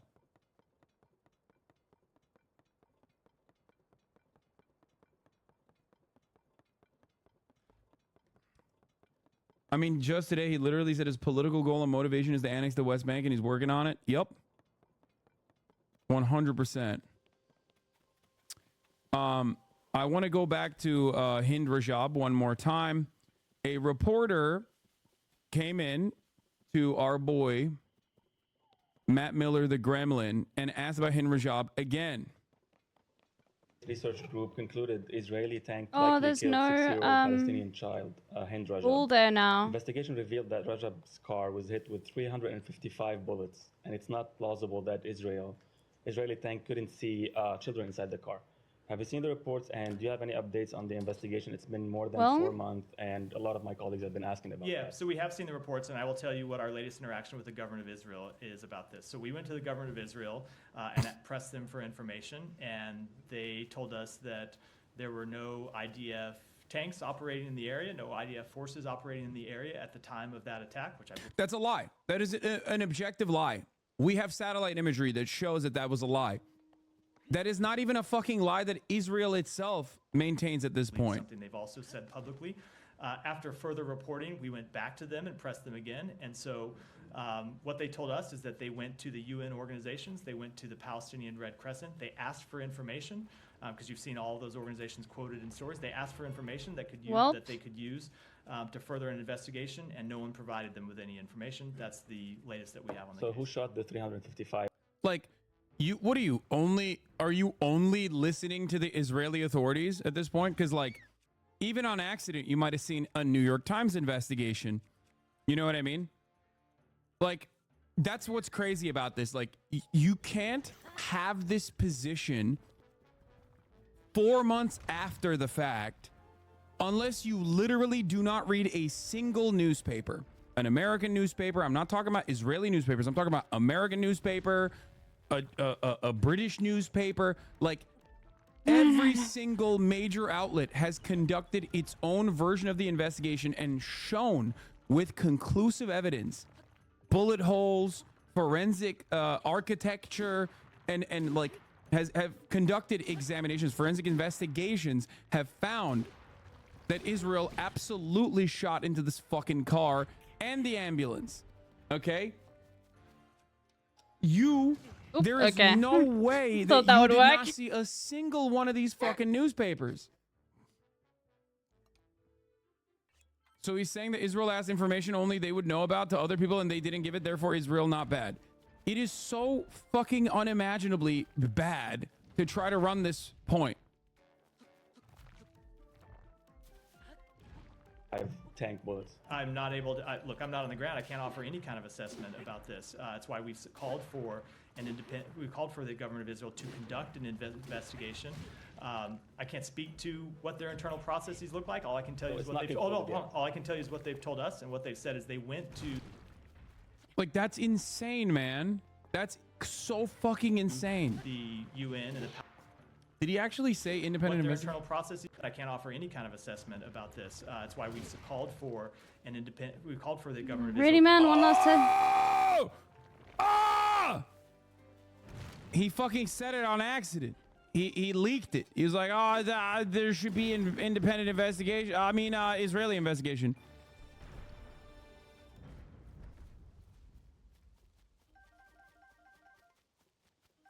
You want to know why, by the way, that we absolutely know for a motherfucking fact that there were tanks in the area beyond all of the investigations that have been conducted? Here's Mohammed Al-Safin from Al Jazeera Plus.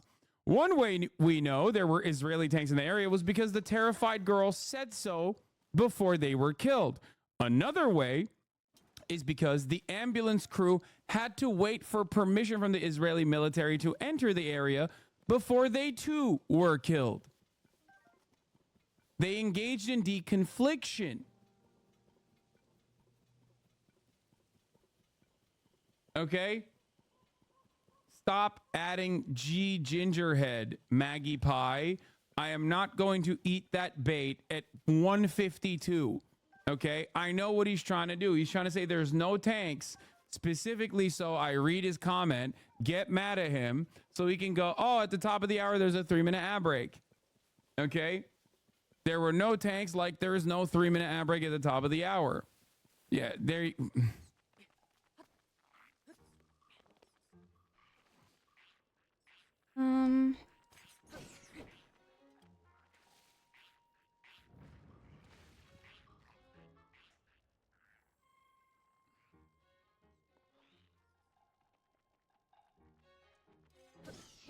Collusion, conspiracy, betrayal, all from your own community. I know.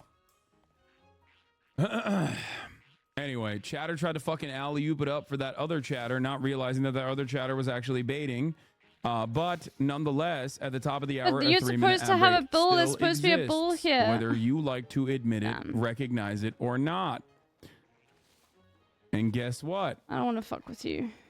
If you no longer want to see those ads, all you need to do is subscribe for $5 or for free with a Twitch Prime by connecting your Amazon Prime account to your Twitch account, where you get 1 free Prime subscription a month. Use it on your favorite broadcaster. Here's a 3-minute ad break now. IA Timo 1D, thank you for the 5 tier 1 gifted subs.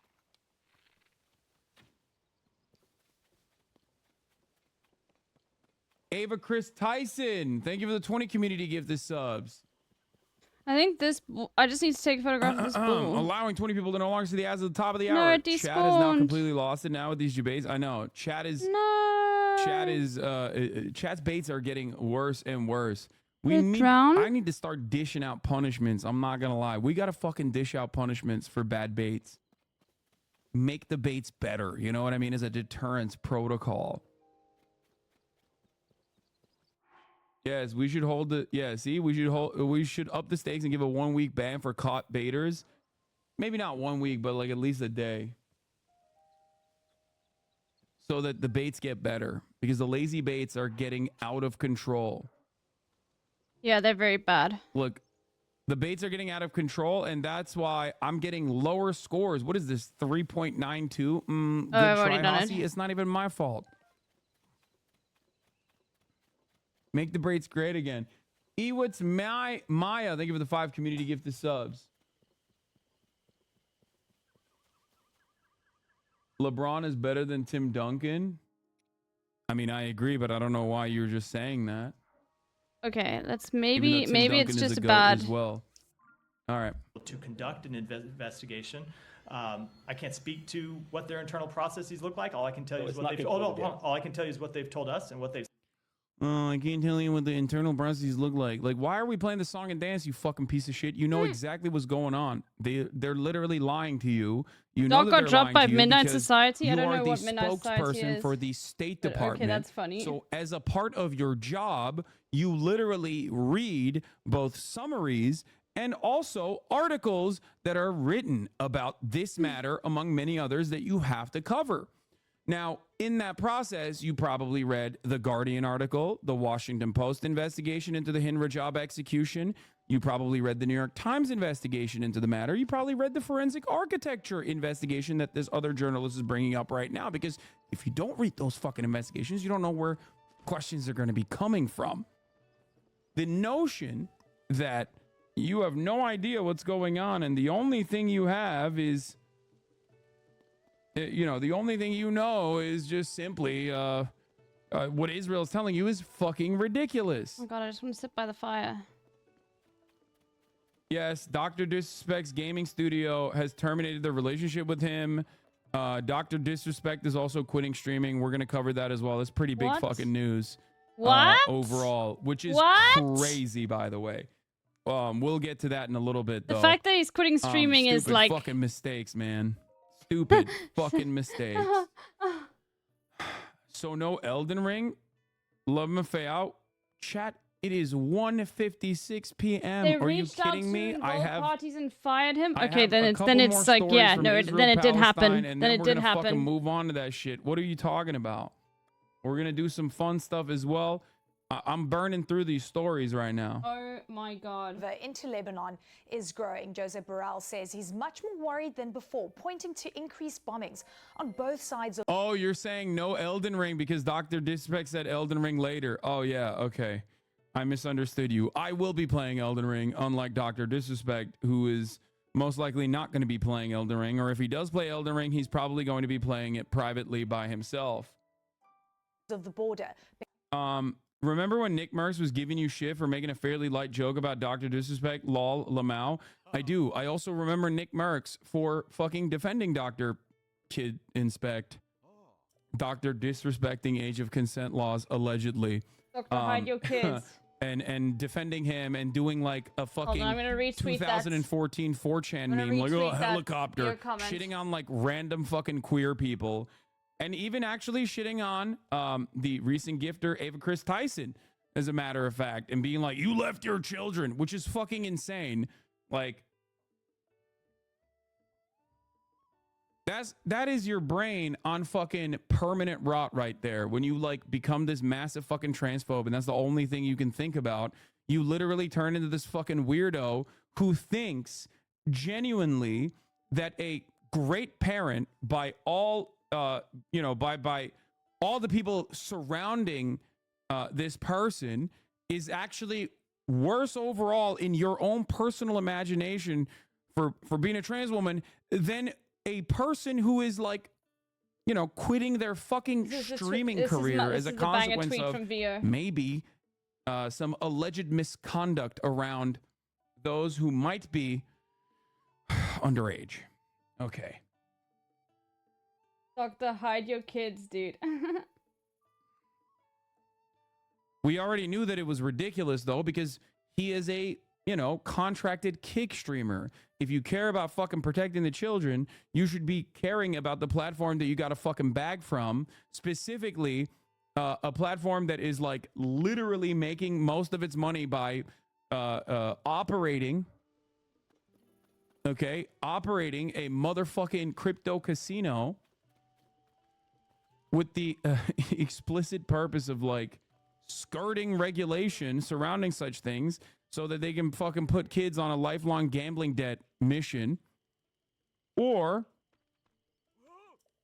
it's live web service Kick that has numerous unironic open pedophiles that are intent on disseminating, creating, and distributing child pornography. Okay? Like, how many large kick streamers have to be outed as attempting to, and sometimes successfully, creating and disseminating child pornography until people go, hey man, maybe this website's not that good. What the fuck's going on?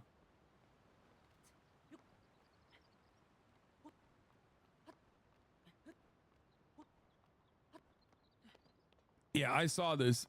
This was a great tweet. Best friend gets accused of something serious, makes fun of people with pronouns, which is everyone. Attack helicopter joke in 2024. Says keep the kids out of your shit in the same breath as defending someone accused of being a pedo. You might be the dumbest fucking human alive. It's crazy. It's like...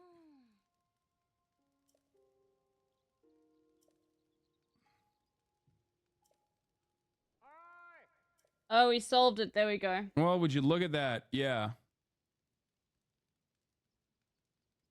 Kick streamer drove their car into a public sidewalk And the streamer is yet to be banned. Oh, classic. Nice.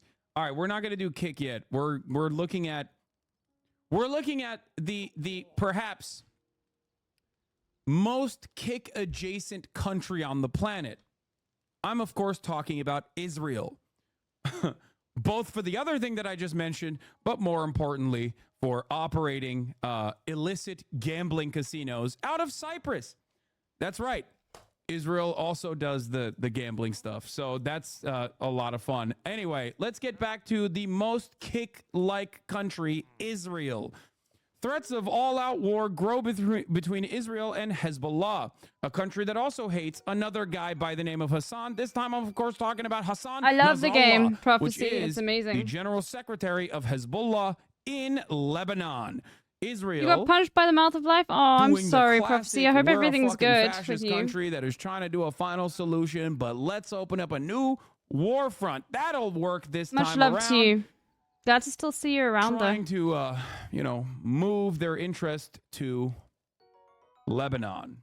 Ben Wiedemann is in Lebanon, where life goes on as the shadow of war looms large.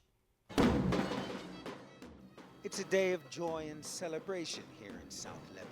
Now, I can't figure out what was the last... Are just about 5 miles away from here, but nonetheless here in the town of Hasbaya, there's a wedding going on. It didn't seem right to spoil Mashallah, this special mashallah. day for newlyweds Taimur and Fatin with questions about the dark clouds hovering over Lebanon. But one guest told us off camera, we're celebrating here while war is around the corner.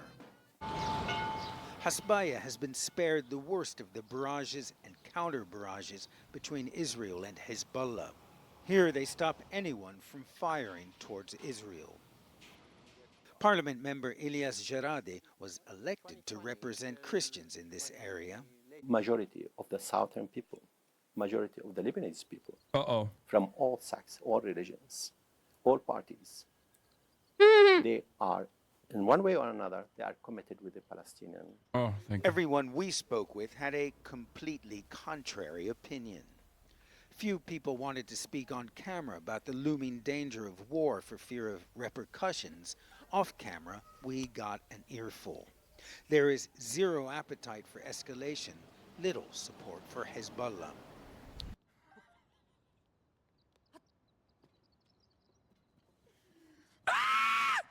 CNN! What are you doing? Oh, off camera, hey guys, I'm hanging out with my friends. I'm hanging out with all of my friends. They're just off camera. You can't see them. Classic Nathan Fielder tweet turned into a motherfucking article. Ah! God. They're pre-firing their condemnations of Hamas, bro. I mean, sorry, Hezbollah this time. Hezbollah. Out on the town, having the time of my life with a bunch of friends. They're just all out of frame, laughing too. Oh my God. Dude. It's always SOS Cuba, free Cuba from communism. So I've sold this SOS one. Lebanon, free Lebanon from Hezbollah. SOS Gaza, free Gaza from Hamas. There didn't seem to be anything America here. is This was a interested in mini fucking stable. Up, okay? Outskirts stable? It's just, there's Okay, let's always go to people each going, stable. Please, my people yearn for freedom. Free Iran. Free myself. Free my boys. Okay? Let's go to every single How? stable.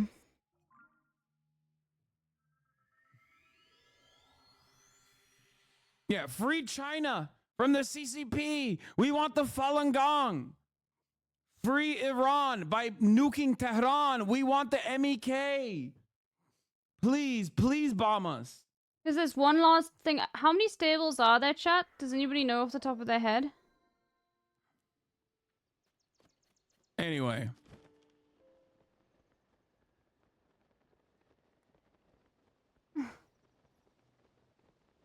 Okay, then never mind. Just need to check each stable to see if that bird's here. At least 3. I take your need point, but to do you get think a lot of the Lebanese beyond the most core outfit. elements of the Shia community actually Okay. support Hezbollah? Many have Lebanese checked off blame this Hezbollah stable. for the country's political deadlock and economic ruin. Okay, first of all, people can believe a multitude of different things inside of a country. That doesn't make it correct. Secondly, Okay? Ultimately, if given the choice between who is the worst person here, who is the worst political entity here, the answer is identical to what you see in fucking Gaza. Okay? Which is, it's still Israel. Okay, so we've done that one. That's it. It's still Israel. You don't have to fucking love Hezbollah to be like, Israel should not invade Lebanon. It did it already, and it failed, okay? Why? Because of Hezbollah. What about this one? Israel at this point basically is the Hillary Clinton of countries, okay?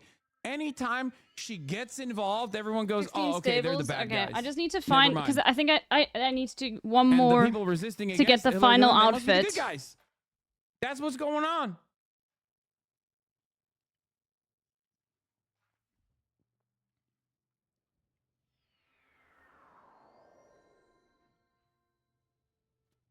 The South was deserted by the government. That's why Hezbollah exists. They literally let Israel in, and Hezbollah was the only answer that kicked them out. Exactly.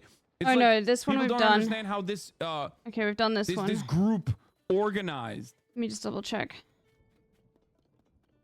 Okay, and like why it fucking exists. Okay. So we've done this table, this table. What about this one? Lebanon as a country, or rather more clearly as a project, is already you know how the old saying goes, like, oh, two Jewish people, 3 different opinions. It's like Lebanese politics is even worse than that. It is impossible to decipher. It is the most sectarian, most insane fucking country in terms of its governance, okay? Okay, we've solved this It's one. fundamentally broken alongside like ethnic boundaries, religious boundaries. It is fucking ridiculous. But ultimately, it doesn't I've done matter. this one, You know what's fucking that one, that unifying? one. Unless you're like a phalangist, ultra-nationalist think Christian psychopath this who one- rabidly wants to do a pogrom to every Let's just- Muslim in Lebanon, okay? With the exception of that one unique group, which of course aligned with Israel, by the way. The Sabra and Shatila massacres were conducted by those guys. Unless you're like a literal fucking terrorist, there's one guy that is the worst guy in the room. That one guy is Israel. It is the unifying principle. Look at fucking Yemen. Dudes that were literally murking one another in Yemen. Different groups that were unironically fighting against one another while there was an ethnic cleansing going on in Yemen, all rose up in arms and were like, nah, fuck this shit, dog. Okay, Ansar Allah, you're good. You're good in my fucking book. I know I was killing you months ago, but honestly, you guys are fucking dope now. I take it back. I take back everything I said. I was unfamiliar with your fucking game because guess what, dude? We really like what you're doing, resisting against Israel's apartheid, resisting against Israel's ethnic cleansing, and fucking, you know, taking over ships in the Red Sea. Oh.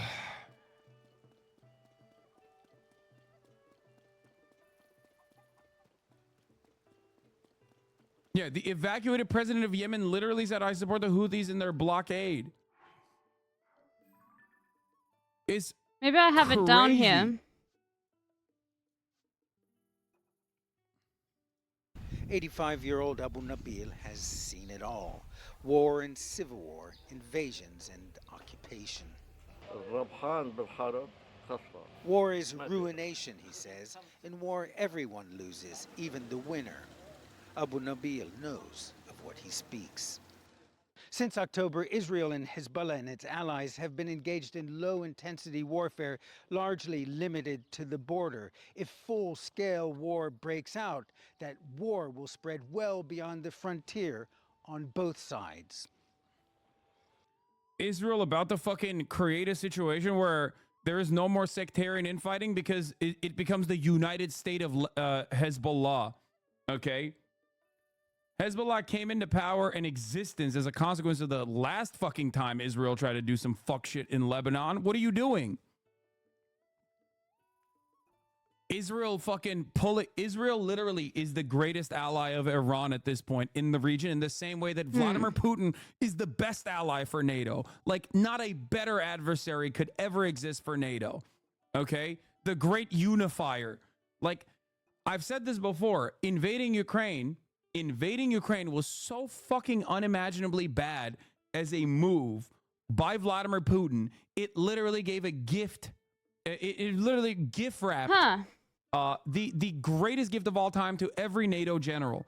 Okay, they should be fucking on their hands and knees kissing the altar of Vladimir Putin every goddamn day of the week. Israel's kind of doing that right now by unifying a region against it. The great unifier, Israel. Last week, Israeli generals approved a plan to attack Lebanon, while Hezbollah leader Hassan... I don't know, there's quite a few people in Lebanese politics, particularly Maronite Christian politicians, blaming Hezbollah if a war breaks out. No, I know. I already covered the bases a little bit on that front. And yes, Lebanese politics is unimaginably complicated, in my opinion. Rotating shapes is considered a hero's puzzle. Having said that, True. I don't know how well that shit will fucking stick. We solved inside this. of Lebanon if Israel does end up, once again, occupying southern Lebanon. Yes, While we did. Hezbollah leader Hassan Nasrallah recently warned if it comes to war, the group will fight Israel on land, sea, and air, and also inside Israel itself. The Iranian-backed group's sophisticated I'm looking attacks for have surprised quests from that bird.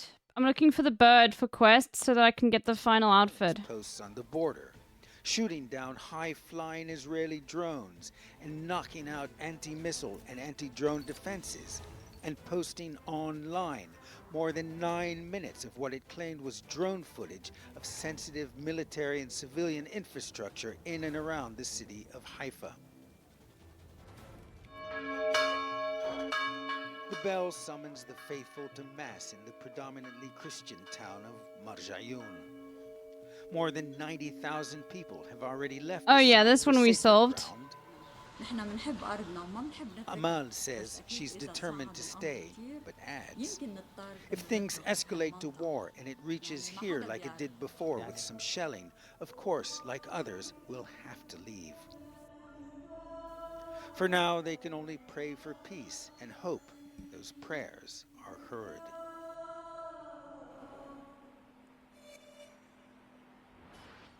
All right, Ben Wiedemann joins us now from Beirut. This Ben, lady is I South want you to African. unpack this for us because the rhetoric has definitely changed. Bro, they're fucking, even their wafers are better, bro. I'm sorry. Okay? That's crazy. Not necessarily a Christian- positive thing, chat. She's working for Even the CNN. Christians on that other part of the fucking world are But operating her, with, she's South African, I can hear.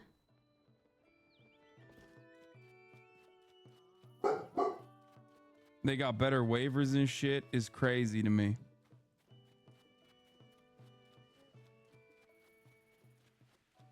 There's a sense and major concern about potential escalation.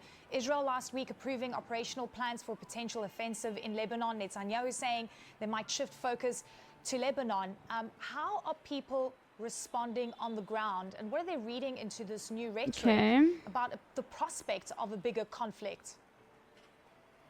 Your dog woke up with that bark. Heard here in Lebanon for months Yeah, we must now, have solved sort of this. Saber rattling coming from Israel, but I think what has people really worried was what we've heard reported on CNN that the Biden administration has expressed its full support for Israel in the event of full-scale hostilities between Hezbollah and Israel, which is rather reminiscent. We solved of this the one. full-bodied support the Americans voiced at We the solved beginning this of one. the disastrous war in Gaza. Don't know about So this that one. has people worried, and we're already seeing signs of Maybe there's some that I haven't found yet. cancellations in hotels.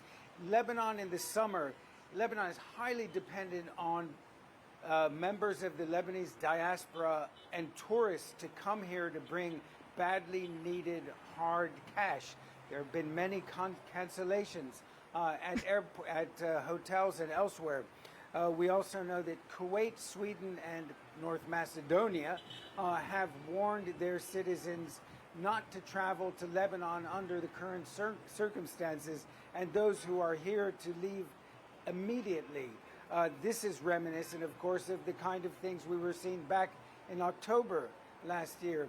And finally, the London Telegraph has put out a report saying that the Beirut International Airport is being used as a storage depot for weapons by Hezbollah. Now, Lebanese officials... I think I just haven't found one of them. Okay, no, hold on, let me check. The Minister of Information, the Minister of Transport, and the Foreign Minister actually led a tour of journalists and foreign diplomats to show them there's nothing there. But people are worried that this is a sign that, for instance, there's a target that the Israelis might hit the airport, which is essential for this small country, which only has one international airport. Lucky Clover Gazette. The Banther. Ben Wiedemann, thank you so much for that analysis. Good to Outskirt. see you. And there's this one here. Said that the fighting, Island Stable. specifically in Rafah, is winding down. The intense Riverside Stable. What have they told you? Fueling Peaks, yes. Have they given you a timetable or what have you? And what is your assessment of what that means exactly? That it's No, we have all of them. 1, 2, 3, 4, 5, 6, 7, 8, 9, 10, 11, 12, 13, 14, 15. I don't want to get into too much detail about our 1, conversations with respect to 2, these matters, but they have told us much 3, the same of what you have seen them now 4, say publicly, which is that they are getting close 5, to an end to major combat operations in Rafah. And so I will let them speak 1, to what that 2, means and what 3, future deployments will look like. 4, but from our perspective, 5, what it 6, means is the 7, importance 8, of working on all these 9, plans for the day after 10, the 11, conflict, 12, because we don't want to see in 13. Rafah what we've seen in Gaza City. And Wait, what? what? We've seen in Khan Yunis, No, I've which got is all the of them, I end think. Of major combat operations. Bro, I wish I could just and then like. the beginning of Hamas reasserting control and reasserting activity. Got those 3. Let's do them in a bit. It's very difficult to look at the map and then decide. Okay, I've got those 4. Got an 1, enduring defeat of Hamas. There needs 2, to be a plan for what 3, replaces them, and what or replaces 5. them needs Okay. to be Palestinian-led governance. Got those 2. It needs to be realistic. And there's security 4 left. plans, Okay, it we needs to got be all of realistic them. reconstruction plans, and that's what we continue to work towards with our Got air all of partners in them. the region, and as we continue to push the government of Israel to properly consider. Okay, let me go back and see then. Prime Minister of Israel also said over the weekend, or claimed that the U.S. That Israel has seen a dramatic decrease. I just can't remember which one I haven't solved. To Israel.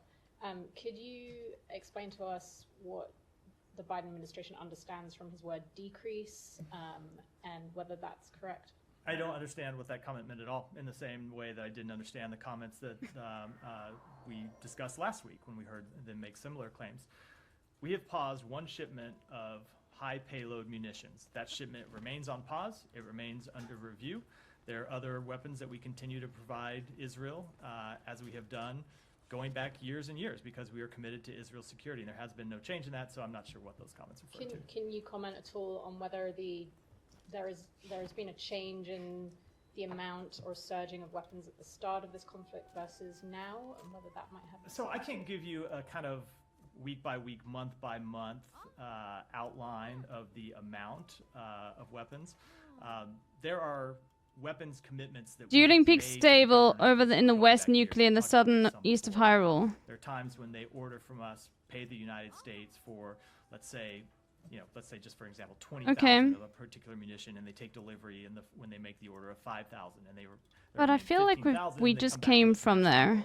Obviously, they were making intense requests at the beginning of the conflict, and we were fulfilling those requests. They continue to make requests. Maybe he's here. Fulfill those requests. So I can't tell you whether they are lower today than they were in October. It may be either because they have requested less or they've run up against headroom. I can't give you that kind of sort of, graphic description. But overall, the programs have not changed. We continue to meet the requests that they have made to us. We continue to meet our statutory obligation to ensure that Israel remains a qualitative military edge over other countries in the region, and that will continue to be our policy because our commitment to Israel's security is ironclad.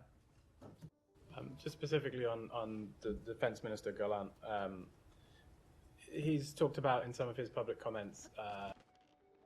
Come on, it's not unreasonable to think that people are afraid to speak on camera in fear of repercussion. It's unreasonable that people, especially Christian towns, support Palestine but oppose the way Hezbollah currently operates in fear that it'll start a full-blown war in southern Lebanon. I don't see a problem with that specific part of the coverage necessarily. No.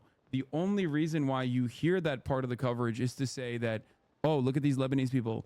They do not fear Israel. They fear Hezbollah. It is a way to basically say Hezbollah is responsible for Israel potentially invading Lebanon. Okay? That's the reason why I take issue with that kind of coverage. Oh, this guy. Israel literally is just like, yeah, we fucking want it. We want it. We want the smoke. We want the smoke. We I want wonder the if this smoke. would work. Ultimately, it all goes back to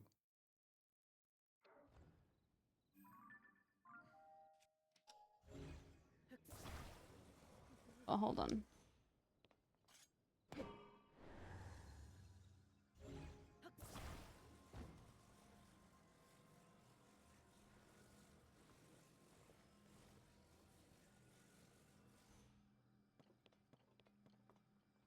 anyway.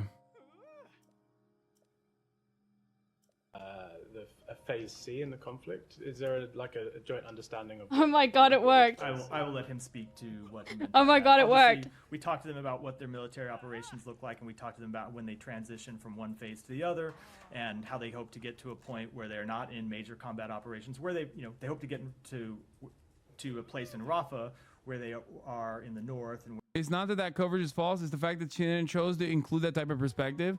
No, only included that type of perspective.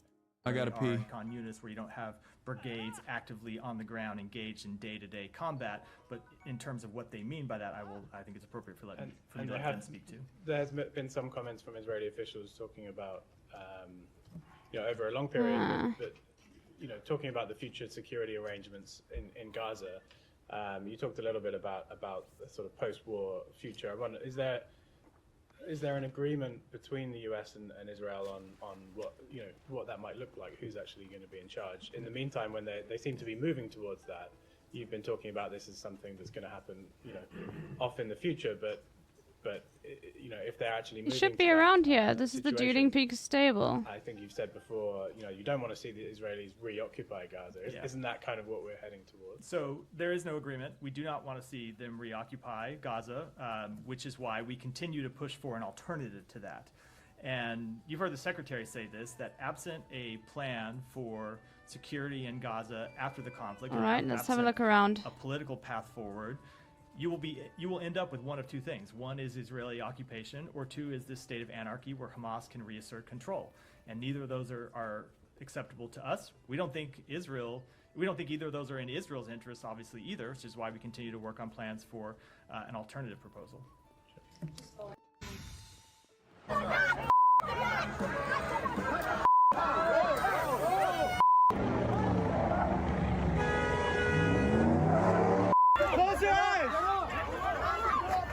That's right. Let's get back to the United States of America, baby. Here it is. Violence erupts as protesters block LA synagogue. Now, this is a really interesting story. This is a interesting story because, this is the latest iteration of like domestic American politics. Any kind of criticism of Israel is fucking anti-Semitic, that sort of shit. Now, here's what's really interesting about the story. Oh.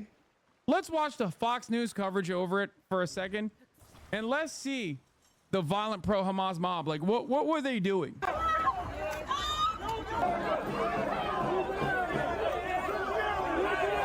Abhorrent violence breaking out over the weekend in Los Angeles after a group of anti-Israel agitators blocked the entrance to a synagogue, sending fists flying in the riot police response. Chief Correspondent Jonathan Hunt is live in Los Angeles with the latest. Hello, Jonathan. Good morning, Mike. They were extraordinary scenes, pitched battles being fought between pro-Palestinian protesters who targeted a synagogue and members of that synagogue and of the Jewish community that surrounds it. What was it? Wait. So they were, pro-Palestinian protesters are targeting a synagogue. That's a Jewish place of worship. That sounds really anti-Semitic. Why were they doing that?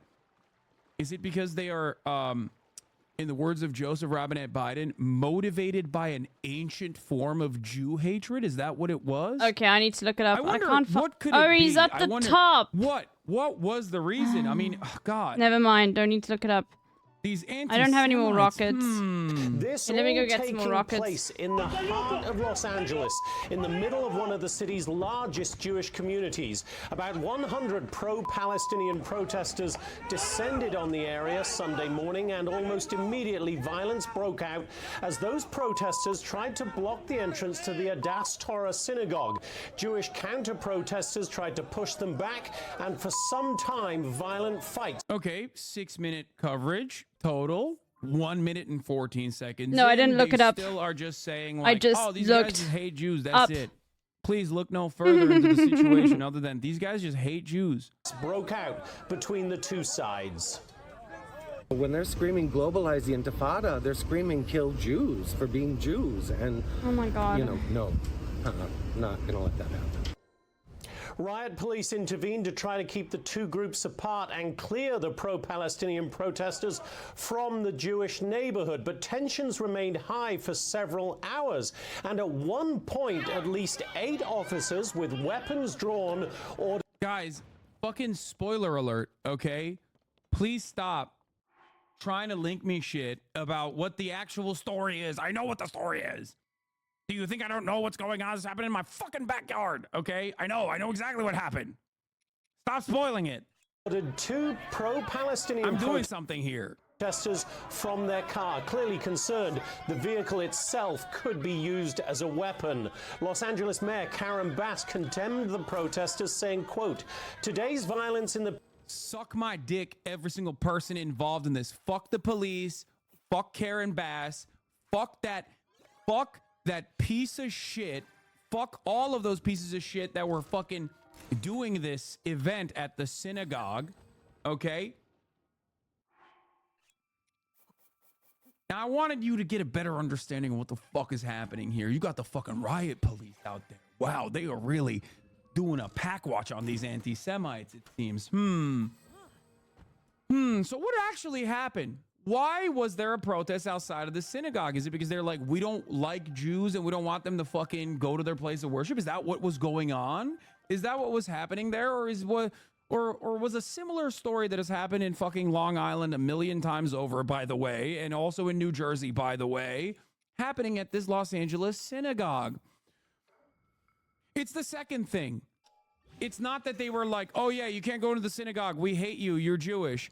It was... Here's Ben Lorber. The synagogue was hosting an organization that sells Israeli real estate and includes properties in illegal settlements. Protesters were there because of that organization. Wow. Leaving this out is crucial context and akin to misinformation, says Ben Lorber. Because that's what was going on. Oh, I could have actually just gone up here. I didn't even need that. Well, anyway. There it is. There it fucking is.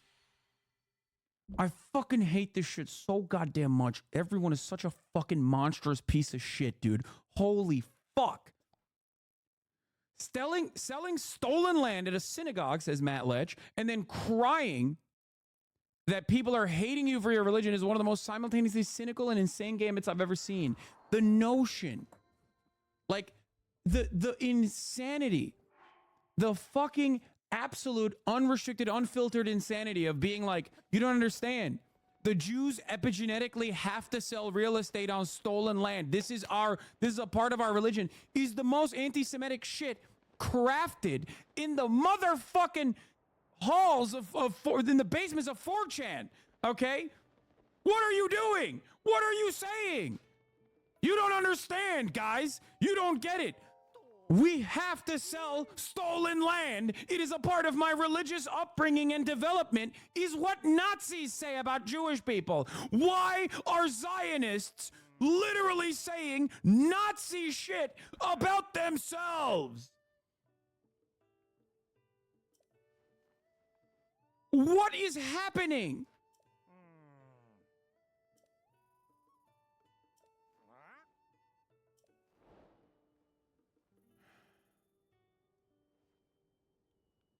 Pro-Palestinian activists held a protest Sunday outside a synagogue in the heart of Pico Robertson, an Orthodox Jewish enclave in Los Angeles, where Israeli real estate companies were promoting their properties to potential American buyers.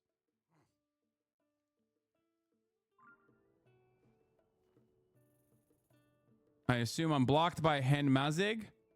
Creating an environment that's so hateful that American Jews are considering moving to Israel during wartime, then violently protesting an event about it, then gaslighting Jews when we call out the violence is one of the most simultaneously cynical and hateful gambits I've ever seen. The West Bank is Israel now, huh? Says Matt Leck, responding to Hen. And also, you fucking wish Israelis are fleeing. Shut the fuck up. Yeah, Israelis are fleeing. Israelis are fleeing Israel, dumb fuck. The fuck are we talking about? Oh yeah, no, totally, dude. American Jews are just moving to Israel because they're so afraid of anti-Semitism happening in the US is the dumbest fucking thing I've ever heard.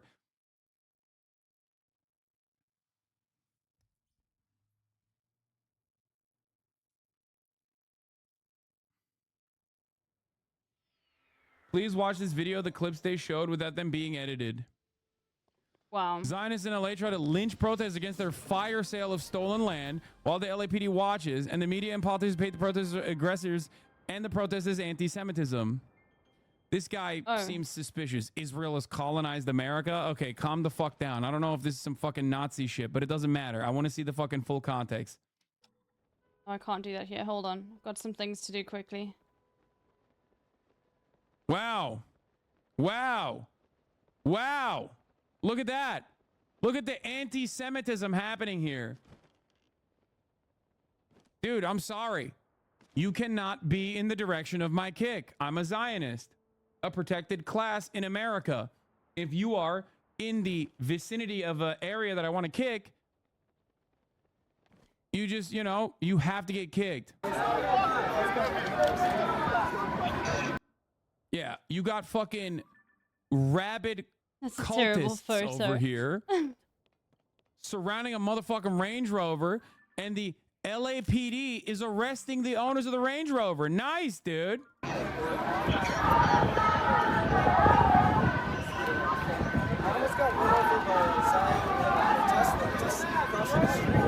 Yeah, with the fucking Messiah flags too. The Messiah. This is so horrifying. It must be placed within the context. These are the same fascists who threw explosives at UCLA students and jumped student reporters returned to their cars 2 months ago. Only one arrest from that night. None from yesterday, as far as I know. Yeah.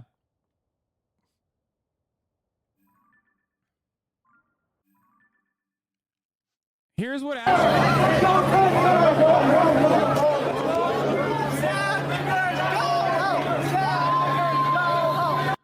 Nice chant, by the way. You know, just a bunch of fucking cool dudes, man. Just a bunch of normal dudes, bunch of cool guys.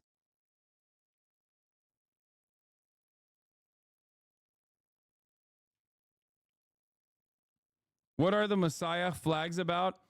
Orthodox, some sects of Orthodox Jews, or a lot of Orthodox Jews. I think maybe all, not all of them, but like some are messianic. Some believe that the Messiah is going to come back, or is back, and that you know, Israel is their holy land, and the Messiah has come back, and you know, that's it. It's just like a dude from New York who actually died, but he's actually secretly not dead. He's alive. I mean, there's many different sects. I don't know how to fucking, I don't know.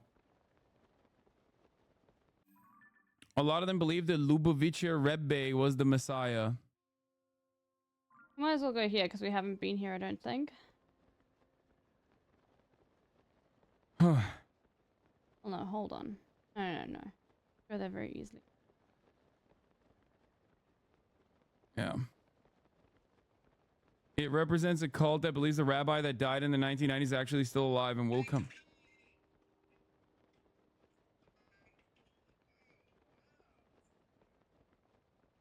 Twins. Hold on. Anyway, let's go back to this. Pico Robertson neighborhood was abhorrent, and blocking access to a place of worship is unacceptable. I want to be clear that Los Angeles will not be a harbor for anti-Semitism and violence. Those responsible for either will be found and held accountable. Now, Mike, I spoke to Rabbi Chaim Mentz of the nearby Chabad of Bel Air as the violence was playing out yesterday. He told me he found it reminiscent of the Nazi youth on the streets of Germany in the 1930s, and he said, who would ever have thought we would see this on the streets of American cities? Mike? Deeply disturbing visuals. Jonathan Hunt, thanks very much. Sure. For more on this, let's bring in Fox News contributor Mark Thiessen. Mark, anti-Semitic violence attacks like this one may not make headline news every single day, but they are certainly happening across America, across Europe, certainly reaching to all corners of the globe. We may have heard over the weekend synagogue goers were murdered in broad daylight in Russia. I don't know. I'm kind of out of questions on this topic, to be frank, because it doesn't seem to ever abate. It seems to be getting worse systemically since October 7th. You're 100% right. And look, this is being presented by many in the media as a clash between two different sides of protest. No, it's not. Everyone is fucking lying in the same exact way that Fox News is. You can't even fucking up the ante in comparison to Karen Bass, because Karen Bass, as a liberal Democrat, is already lying in the same exact way. It is fucking insane. Most of the violence is still, and always, by the way, always is coming from the Zionist crowd, because they understandably feel like they can get away with it. Or they just kick me and it's like, okay, well. Even the footage that they're showing of people being beaten down, by the way, those aren't Jewish synagogue attendees. The people being beaten down are literally pro-Palestinian demonstrators. That's what's crazy about it. Thank you to the Serfs for raiding. Hope you had a good stream, the Serfs. Broken heart. Messies are just evangelical Christians. Oh, Messianic Jews are evangelical Christians. Sorry. The Messiah is the ultra-Orthodox. That flag is for the ultra-Orthodox sect that believe the Messiah is alive, though. Am I wrong? Messianic Jews...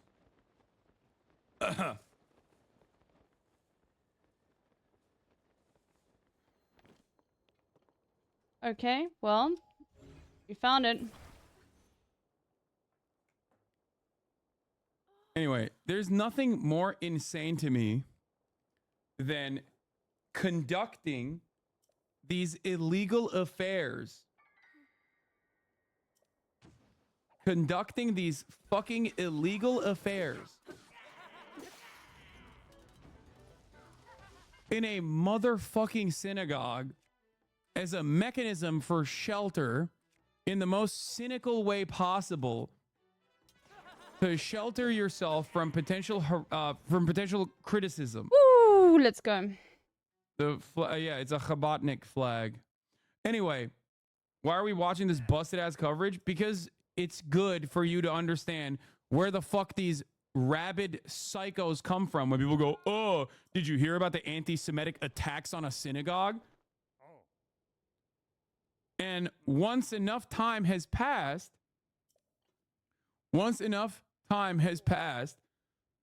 this is considered an anti-Semitic attack. That's it. Everybody covers it as an anti-Semitic attack, and everybody remembers it as an anti-Semitic attack. Hey, Hassan, your videos and talking points on the situation helped me enlighten my girlfriend who's Jewish to the atrocities going on in Gaza. Just wanted to share that you're changing people's minds daily. No, they believed the Lubavitcher was the Messiah and that he will come back. It was more common when he died in 94. Many believed he would come back in a few days or weeks. I don't know how widespread it is. Also, the term ultra-Orthodox is considered offensive because it makes them sound unreasonable. They prefer to be called Haredim.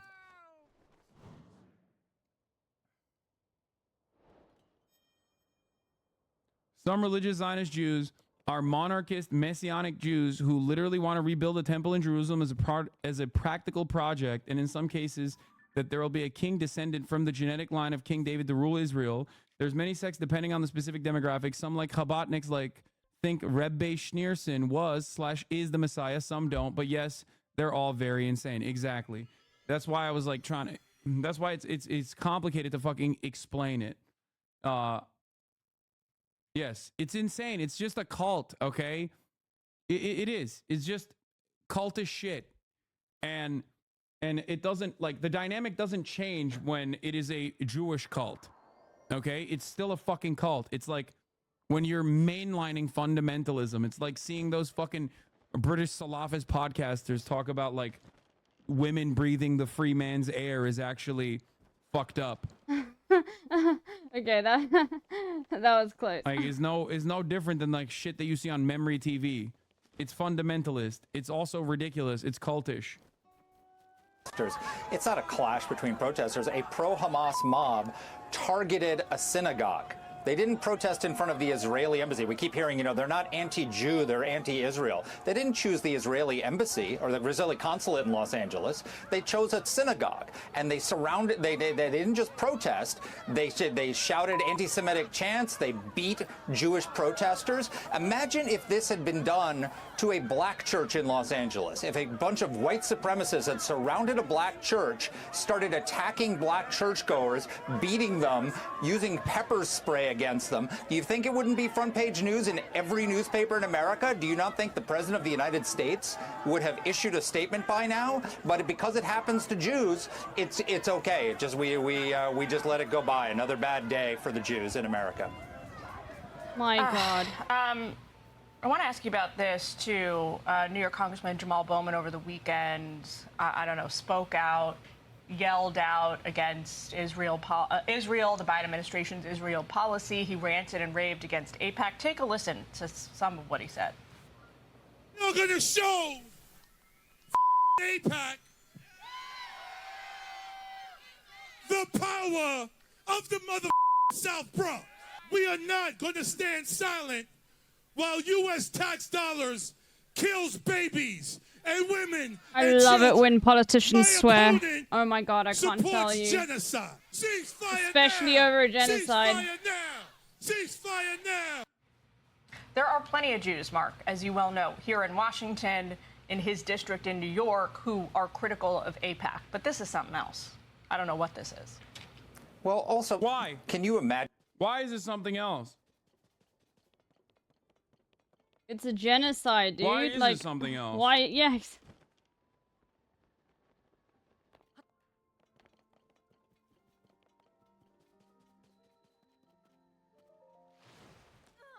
Hey, Combustible Lemon. Is it because it's a black man saying it? Is it because he's being loud? Is that what it is? It scares you? Why is it something else?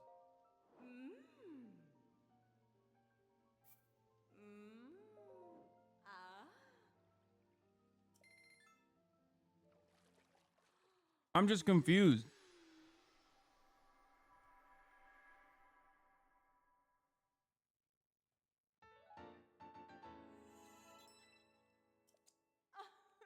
Imagine if a sitting congressman stood up on a rally and said, "We're going to show the effing NAACP okay, we the need to get power more. of this district."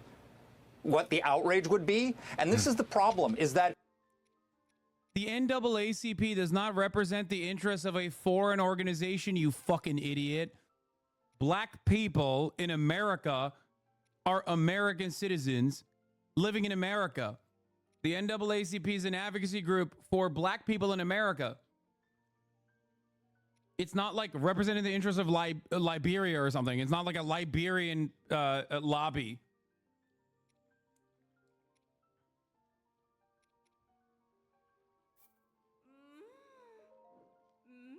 What a comparison. Also, the hilarious part about this is that, like, you hate the NAACP. And I'm certain that many of you wouldn't have, like, very real criticisms if some of your fucking most rabid followers surrounded a fucking black church and were protesting them for, I guess, being black. There is no equivalency here anyway. He's he's 2-on-2 for false I equivalency. guess why not? Ridiculous.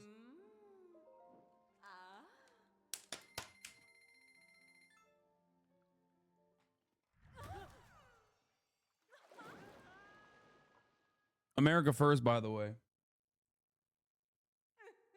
Republicans are so funny, dude. They love America so much. America first, which is why we have to preserve the feelings of a foreign lobbying organization. I'm fine for now. Comparing the NAACP to the AIPAC is fucking nasty work. Oh, I'm loving doing these side quests. The Okay. Democratic Party has not policed its movement and has allowed anti-Semitism to fester in the halls of Congress. It's Jamal Bowman. It's the rest of the squad. You know, if somebody had done what he did and targeted black people, they would be kicked off of their committees. They would be. Oh my God. They're not targeting Jews, dumb fuck.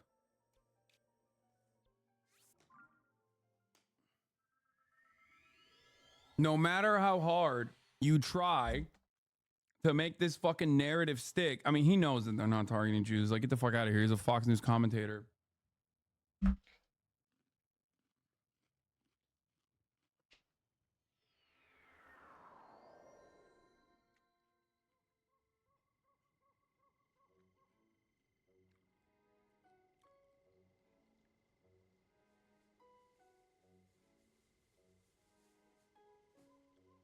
It's so funny because this commentary is akin to like people doing the why can't white people say it narrative.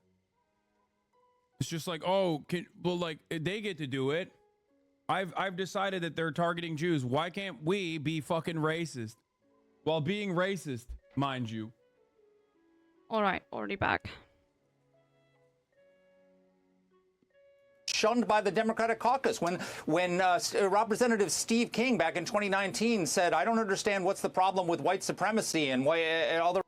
Yeah, you love Steve King. You're Fox News. You defended him. What are you talking about? Why would he voluntarily invoke Steve King, a person that Fox News repeatedly defended? There you go. The rest of it, he was kicked off of all of his committees by the Republicans in Congress. Why haven't the Democratic leadership in Congress done the same to Jamal Bowman for this? Why haven't they done that with Ilhan Omar? Why haven't they done that with the rest of the squad? They tolerate anti-Semitism in their ranks, and then they're surprised when an anti-Semitic mob surrounds a synagogue in Los Angeles and beats Jews. He almost said New Jersey. Because he literally knows that shit happens all the time in New Jersey where they use the synagogues for fucking selling stolen land.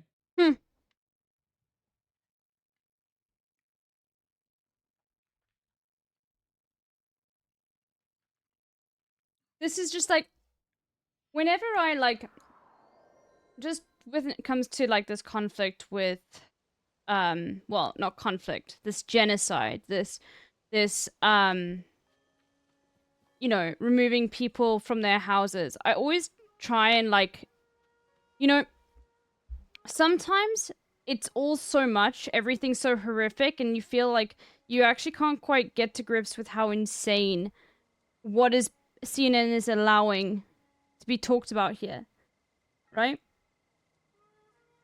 But then what I do is I think, well, I'm South African, right?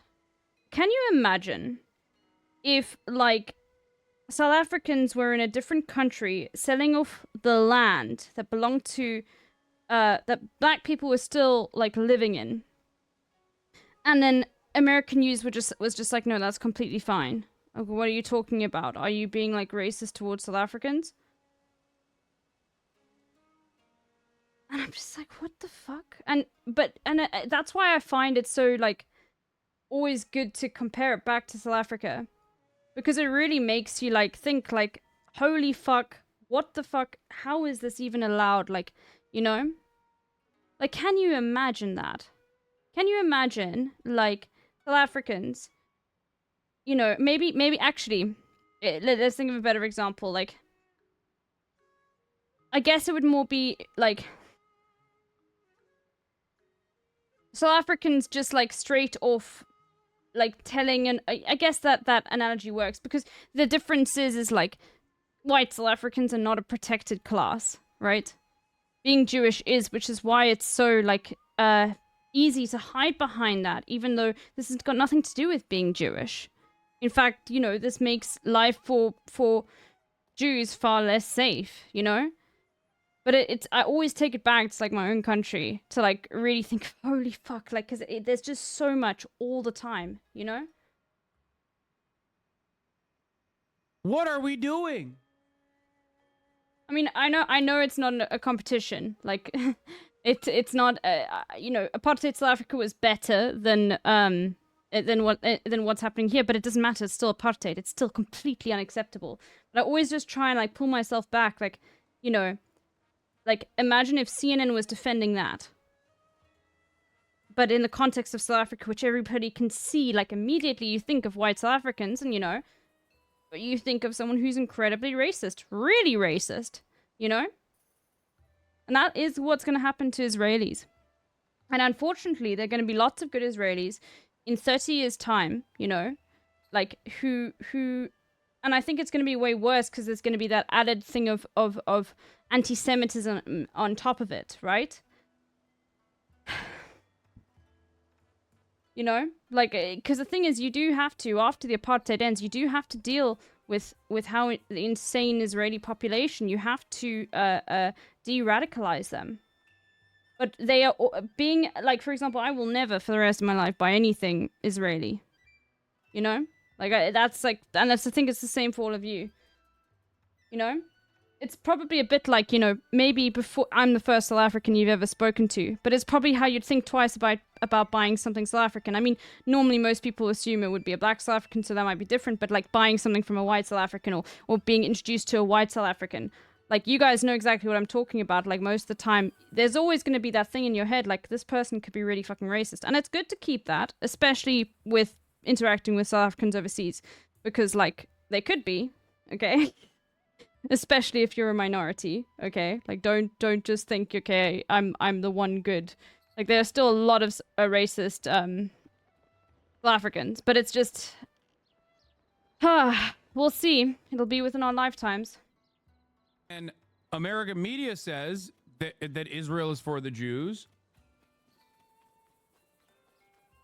And also, on top of everything else, Israel's doing a bunch of fuck shit I don't like. We're giving Israel all this money, and everyone is trying to make it seem like this is perfectly valid, perfectly normal. I don't feel like this is normal. Maybe Jews do control the media. Why the fuck are they saying this? Like, that is such an easy... That's not a leap. That is such an easy fucking, like, point A to point B connection to make for people who are already primed with anti-Semitism. It's so fucking frustrating. Like Hollywood, alongside the American State Department and mainstream media, desperately tried to craft a narrative post-World War II, what am I saying? Post 9/11, to say all Muslims are radical Islamist fundamentalists. They all are Al-Qaeda. All Muslims represent ISIS after ISIS was formed. Okay? They did that shit while American Muslims and Western Muslims were like, what the fuck are you talking about? No. That's not how it is at all. I have a picture for you, Meanwhile, bro. Israel's voluntarily doing that. They're like, you know, we are the ISIS Or maybe equivalent, and that one had already awesome. been solved. So yeah, people inevitably are going to look at that and go, yeah, I mean... I don't mind all the Muslims they're killing, but I already honestly, had this found is a that little one. crazy. Why are they doing it with my fucking tax dollars? Okay, I'd already found it. And why is everybody making it seem... Why is everybody making it fucking seem like this isn't weird? This kind of shit feeds into that goddamn narrative. It is literally contributing to the rise of real anti-Semitism, not the fake bullshit that the ADL suggests is anti-Semitism, like saying So I from the need river to to the sea. go around. I'm talking real, like Jews control the media as narratives. Because most Americans, no matter how much I fucking chirp about this shit, do not think critically about this and turn around and go, Yeah, I guess like this is actually in line with America's State Department, you know, America's like interest in the region. Yeah, so that's probably why they've like propped up Israel for years and years and years. It's like really good to have like a forward operating base. Like they don't think about it like that. Wait, hold on. He thought ending apartheid was bad for black people in South Africa. That's why I'm saying like it honestly. It shocks me that there can be South Africans that still exist like that. It literally is one of those things where I'm like, bro, we learn about all of this, you know, like all of it. In detail at school. And you can see its effects everywhere. So it does just blow my mind. You know?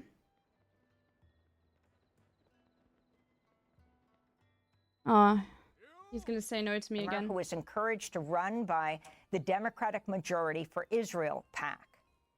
Outside oh, he moved out of South Africa when he was 10? Okay, yeah, there we go. $23 million, there you much go. of it from pro-Israel groups like AIPAC and its super PAC called the United Democracy Project, which has spent $14.5 million alone on this race so far.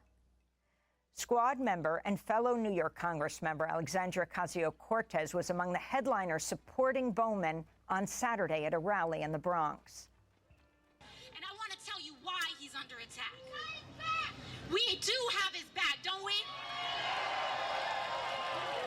He is under absolute attack, not just from these big lobbies and not just from big money, but from the underlying forces that have been trying to decimate our community for decades. For decades. He is being primaried by racism. He is being primaried by greed. He is being primaried by corruption of our politics. And we cannot let them win. That was New York I know. Congressmember Alexandria Ocasio-Cortez speaking at Saturday's Get Out the Vote rally. Does he have a chance at all? Bro, he's like losing by double digits right now as of like the latest polls. Fuck. You can't fucking get... Oh, no. You can't get outspent 20-1. And it's not like... Just because it's AIPAC, make no mistake, the ads are not like, Jamal Bowman hates Israel, that's why you need to vote for George Latimer. It's much more insidious. It's much more nefarious. It's much more cynical than that. There's a reason why the subsidiary group is not called, you know, Israel Lovers Caucus or whatever. I honestly think that all, like, schools should at least devote an entire section of their history to learning about South African apartheid. And that's not just me being biased. I mean, there were many sections, many sections devoted to, I think that's the last one maybe. But I honestly think it's such a good case study for seeing that. You know what I mean? I want to do this.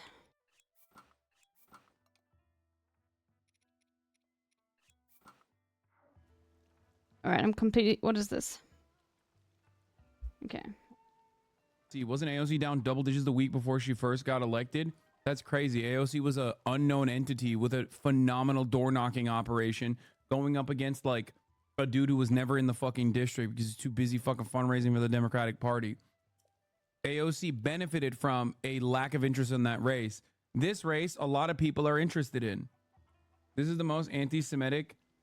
I do control the media? Okay, dude. You can't even control the top of the hour ad break debates. I'm giving you a second off. Recollect your thoughts by thinking that that bait is going to be successful. It's not. Come at me with something better.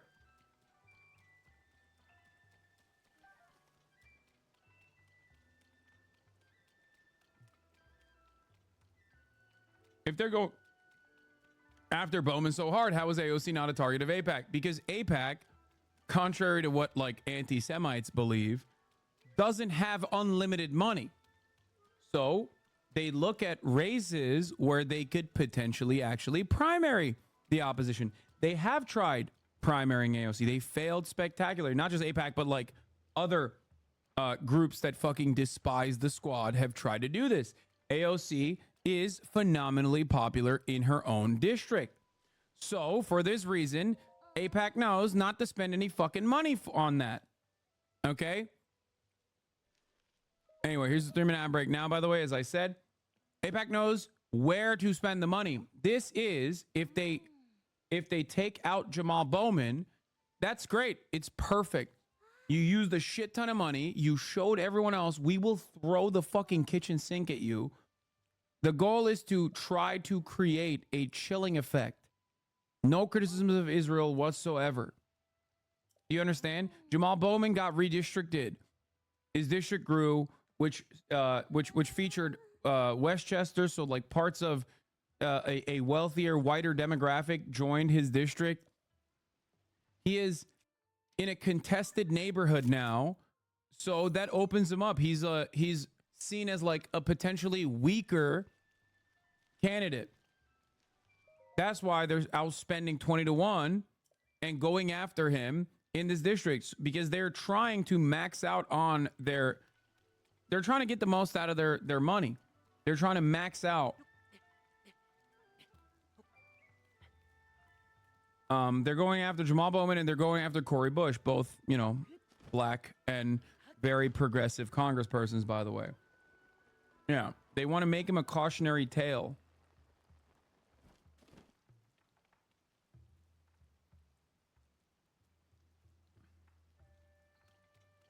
For her fellow squad member, as they're called, Jamal Bowman, Congress member from Westchester. She was joined by Independent Senator Bernie Sanders of Vermont. District 16, Bronx, New York, most important in American history? Really? Yes, really. Because this election is not about Jamal versus Mr. Latimer. This election is about whether or not No worries, I'm really enjoying Zelda right now. oligarchs will control the United States government, and our view is no, they won't. Saturday's rally drew a counter-protest from the pro-Palestinian group Within Our Lifetime against Senator Sanders and Congressmember Alexandria Ocasio-Cortez for their endorsement, they said, of President Biden and his ongoing support for Israel's war on Gaza. During the rally, Congressmember Bowman did not back down from support for a permanent ceasefire in Gaza. I think I've already done this one. Is scared to death. Okay, let's go see. That is why they are spending record amounts of money in this race. Because they are afraid. Got a new video about Joni Somali. Oh my god, really? Because the district, the American people, and the world are with us. They are in this race because we call for a permanent ceasefire. Great way to talk about Palestinians fighting their own genocide. Brother, I'm sorry, but like, the reality is, considering that there is a target-rich environment for an unimaginable amount of cruelty coming from the American Congress, the one guy that AIPAC has chosen to put in his fucking crosshairs, and then like shitting on that guy or doing a counter demonstration when like his re-election chances are literally up in flames as a consequence of AIPAC dumping 20-1 is ridiculous. I know Cinemarxism is responding to a chatter. The chatter said wrecker shit. And I know that that counter protest was comprised of a lot of people that are even in this community. There are people that watch me that were playing a formative role in building this counter protest. I think it's stupid. I'm sorry. I think it's not only stupid, but also unimaginably unproductive, because there are, what does a protest hurt? Do you think voters are going to see a Within Our Lives protest and not vote for them? Because if you're fucking going out there and literally trying to do a demonstration, then spend that energy wisely to try to get fucking Jamal Bowman reelected. That's what it is. Because like, it doesn't help. So just because it doesn't hurt doesn't mean that it's like not stupid to do. It 100% is stupid to fucking do. It's not supposed to hurt him, which it still does, because it makes people look ridiculous. It makes the left look ridiculous. It makes the left look disorganized. Jamal Bowman is not like a fucking Marxist-Leninist by any means, by the way, nor is he like a dedicated anti-Zionist, but he is literally one of the most hardline critics of Israel in American Congress, obviously outside of Ilhan Omar and Rashida Tlaib and Cori Bush and Summer Lee.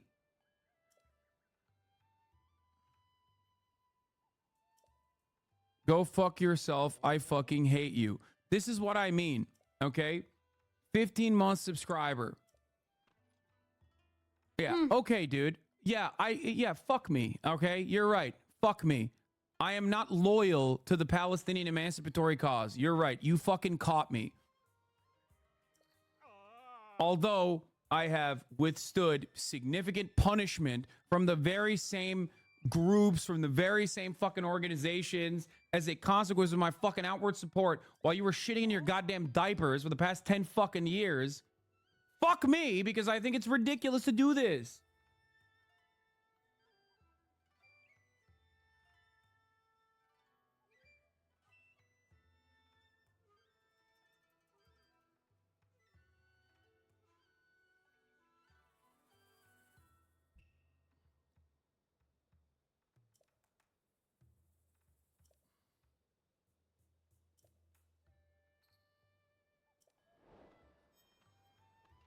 Okay, we did that. Bowman went to Israel and did a photo op with the Israeli president and said he'd vote for the Iron Dome funding again. Oh my God. Chatters. There's this very weird thing that people on the fucking left do all the goddamn time where they just like can't see the larger competition. Okay? They just hyper focus and hyper fixate on what is immediately in front of them. It is no different than trying to fucking take down a goddamn TV show. Okay? It is so fucking stupid. Work within the confines of what is considered normal and acceptable in order to get your needs met. Okay? This is a massive W. You are literally aligning with AIPAC when you literally go out to bat and go, no, these are the guys we have to criticize. I'm not saying don't fucking criticize them, you absolute dingus. I criticize them too. I'm saying time and fucking place. This dude has gotten outspent 20 to fucking 1 for one reason, okay? That's it. One reason. His outspoken criticisms of Israel. And that trip that he took, where he took a photo with the Israeli president, is the trip that literally radicalized him, by the way, because he saw the conditions of the West Bank and was like, this is unimaginable.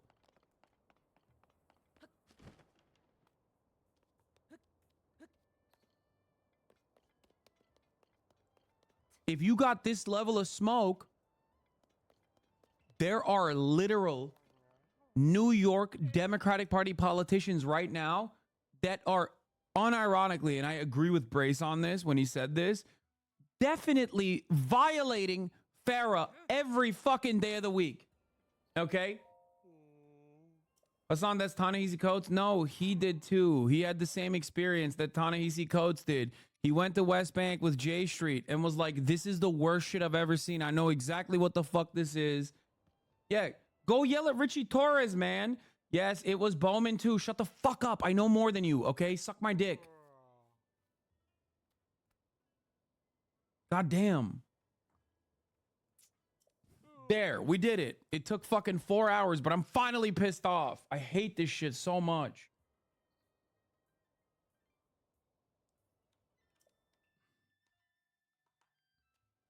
We're so stupid, dude.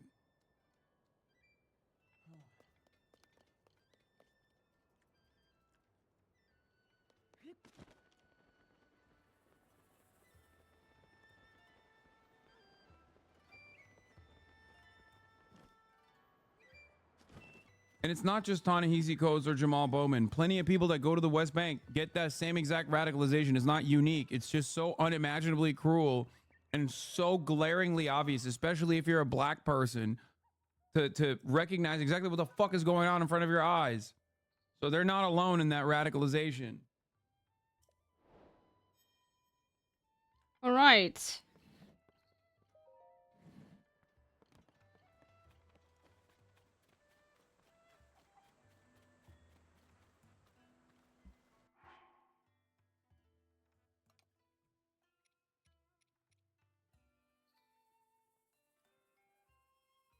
Yeah, and I mean, look, the thing is like a lot of the time, what happens with American politics, and you can see this with AOC, is like AOC is like, okay, no Jeremy Corbyn, right? But an AOC is going to vote in some ways that are really disgusting. But at the end of the day, they're in opposition to something like, you do not want like another fucking Democrat to replace AOC. You know that, right? You don't want to move that position back to the center or back to the right. So yeah, it's a waste of energy to try and like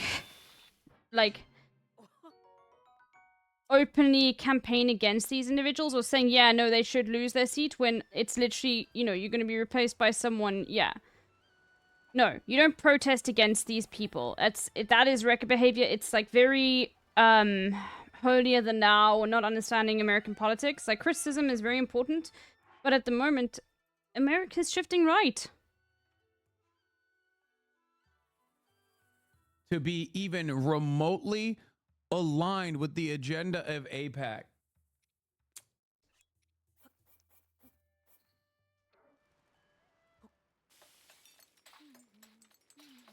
Latimer is going to be a New York Joe Manchin.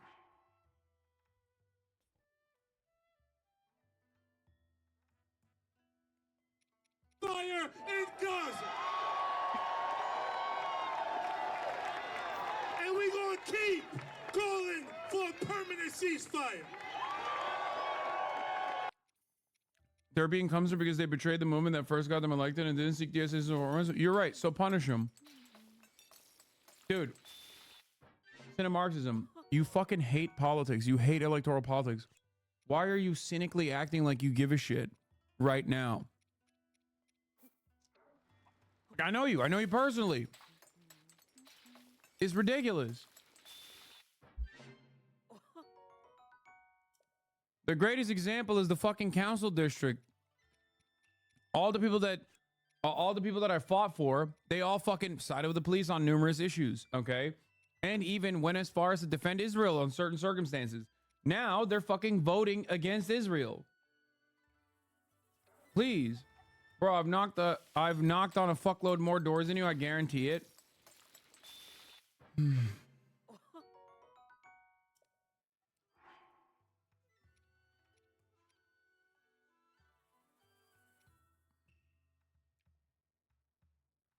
You're right, Hassan. We should demand nothing from the people that have the ability to sway on issues. Just let them become cookie cutter neoliberal Democrats.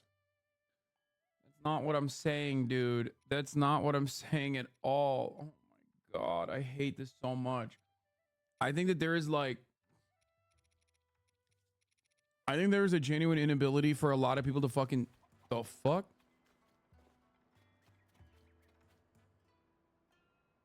What just happened? The fuck was that? Riot Games?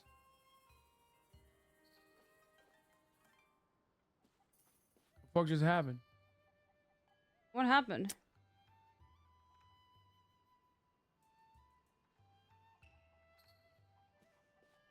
His poll results aren't the progressives' fault. No, they're not. But progressives from all around the country should be united in defending him in order not to give AIPAC a fucking glaringly obvious W that is going to hurt any other politician who could fucking turn around ever and maybe think that they can criticize Israel.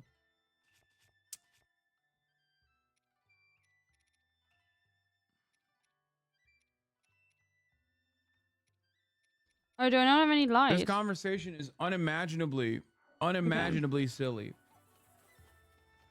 Okay. Like, look, you're in the community of a person who literally says, if you don't want to fucking vote for Joe Biden, that's fine, okay? If you want to vote for Joe Biden, go ahead. Don't act like it's going to save the country. Don't act like it's going to save democracy or anything like that, okay? This is entirely different. Does this not let you think, even for a brief moment, that perhaps it is a tactical error to go after the person that AIPAC is like hunting down at this point, outspending 20-1? That's my point. My point is, when you go after Jamal Bowman, okay,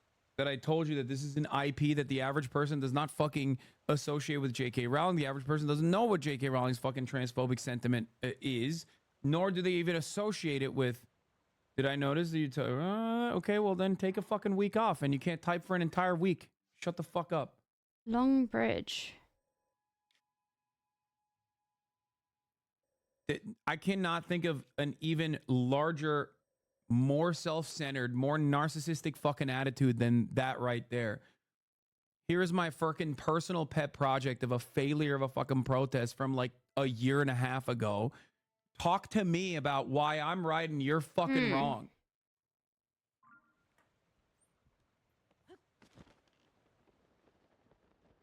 People sure are really fucking unpleasant to you sometimes. Yes, that is, especially when a leftist thinks that they have the moral authority on an issue. God forbid, dude. God fucking forbid. No understanding, no dialogue, no nothing.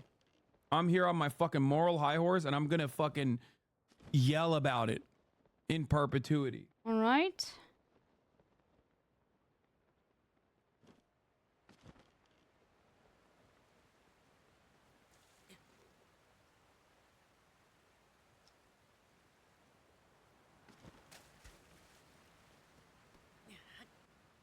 That's not it. Ceasefire now! Ceasefire now! Ceasefire now! Ceasefire now! Ceasefire now! Congressmember Bowman is running against Westchester County Executive George Latimer. For more, we're joined by Bowman's colleague, Congressmember Ayanna Pressley of Massachusetts, who's in New York to campaign in Bowman's district ahead of the primary election tomorrow. Welcome back to Democracy Now!, Congressmember Pressley. If you can talk about this history-making race, every record is being shattered by AIPAC and other allied groups, their super PAC. Up to $17,000 an hour is being spent in a single primary race. Can you talk about what's happening? Well, honestly, I think it is a testament to the impact of Jamal Bowman and the impact and the growing power and influence of a multi-generational, multi-racial.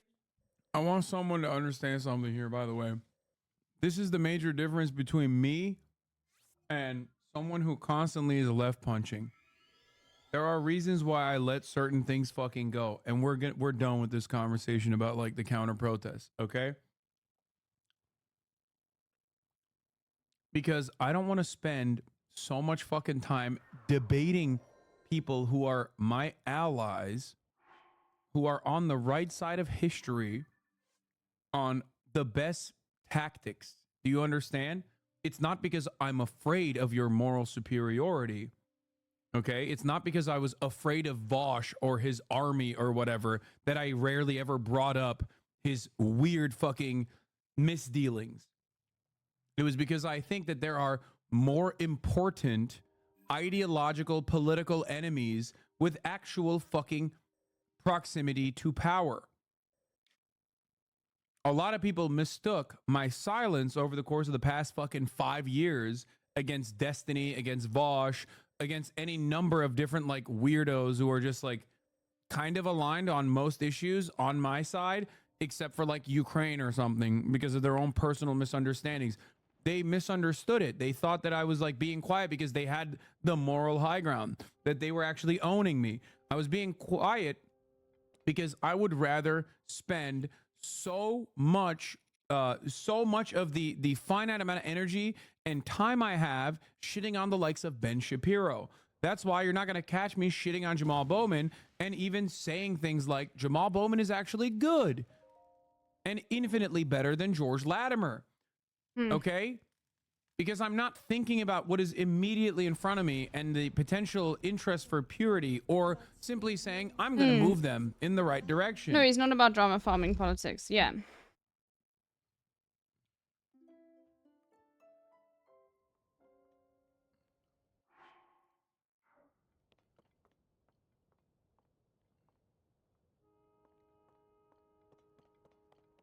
Serious question, why do we shit on Destiny now? I don't know, maybe because he spent the last fucking 8 months being one of the most outspoken defenders of Israel's genocidal ambition.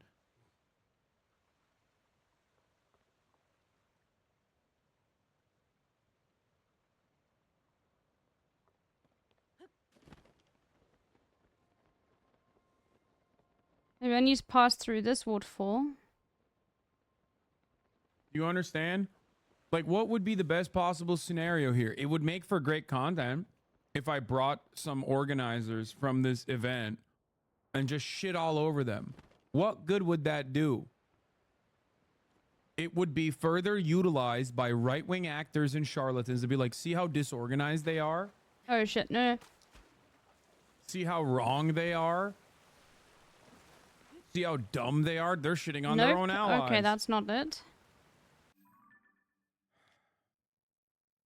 Sometimes it is the absolute best strategy to cast aside the nuance and complexities of a conversation because the average person doesn't think of such things. Why would you shit on them instead of just asking them to explain their demands, which you definitely I'm doing agree this with? quest. Because because I agree with their demands is the reason why I'm not You can give fucking me talking hints, to but them don't about tell their me what tactics. like Do you not understand am I on this? the right track with what I'm doing? Because if I didn't agree with their demands, I would be shitting on them. The If they were secret like a treasure Jackson under the Hinkle great type, fish. I would be fucking shitting on them endlessly. Okay?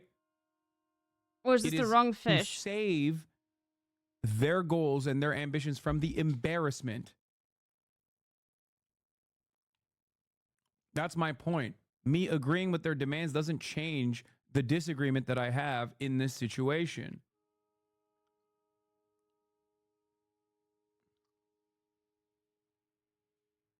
So we should be thanking you.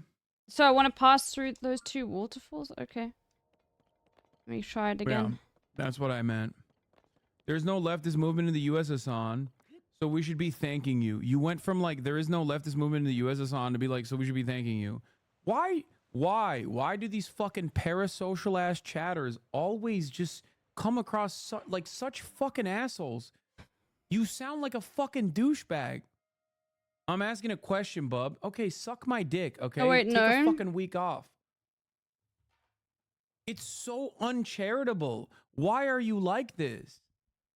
It's so fucking off-putting, dude. It is so off-putting. And it makes me look off-putting because I'm constantly fucking duking it out with my own chat. And everybody looks at it from the outside and goes, why is this one always fighting? Why is he always yelling? Because I have dumbasses in this goddamn community. Dumbasses who have their heart in the right place, okay? Who I agree with like 99% of the fucking time. That just become these like fucking assholes.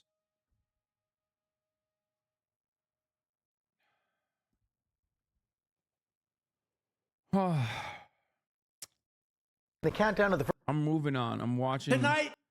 I'm fucking. We're gonna do some debate coverage before we get to the Dr. Piss Inspect. People like this are why other streamers are afraid to come on. Yes.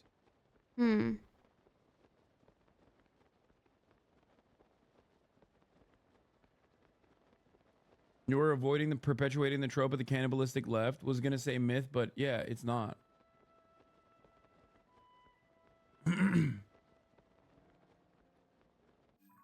Jack Mode, thank you for the 5 gifted subs.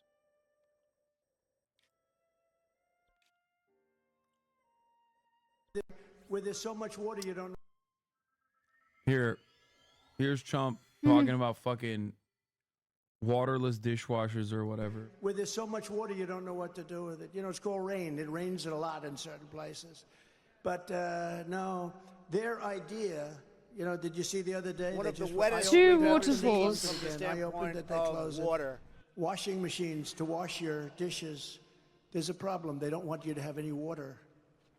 They want no water. And I was with... And you were just listening to former President Trump, and we're going to talk about some of the things he was discussing there. We'll be right back with final remarks. Where there's so much water you don't know what to do with it. You know, it's called rain. It rains a lot in certain places.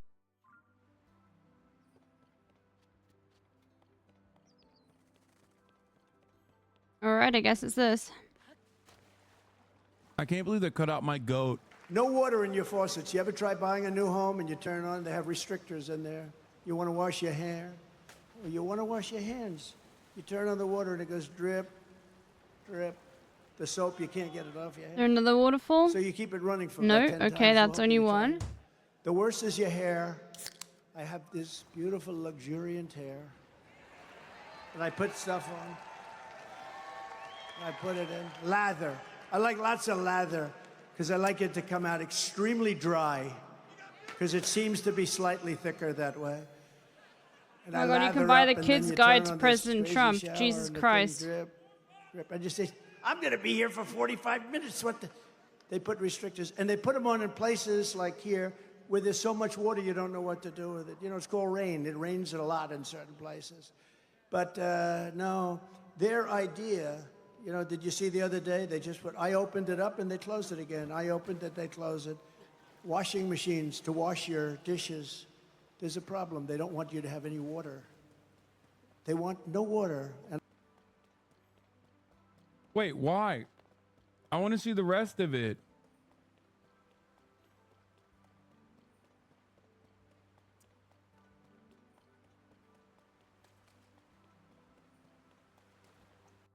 I want to see what he has to say about having no water. What does he mean by this? no water in rains a lot of dishes. Maybe it's over here.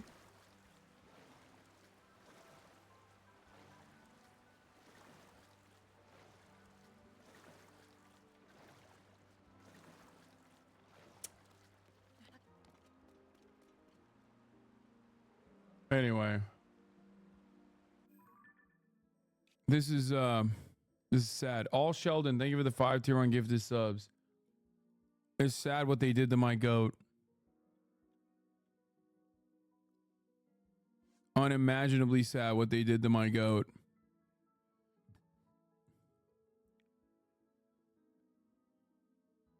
Below the long bridge that reaches for the But- statue. My goat is also running this narrative as well. We're going to talk about that. Pass 2 waterfalls to find your prize.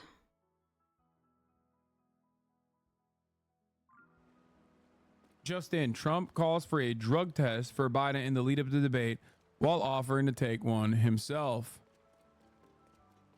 Love to see it, folks. You love to fucking see it.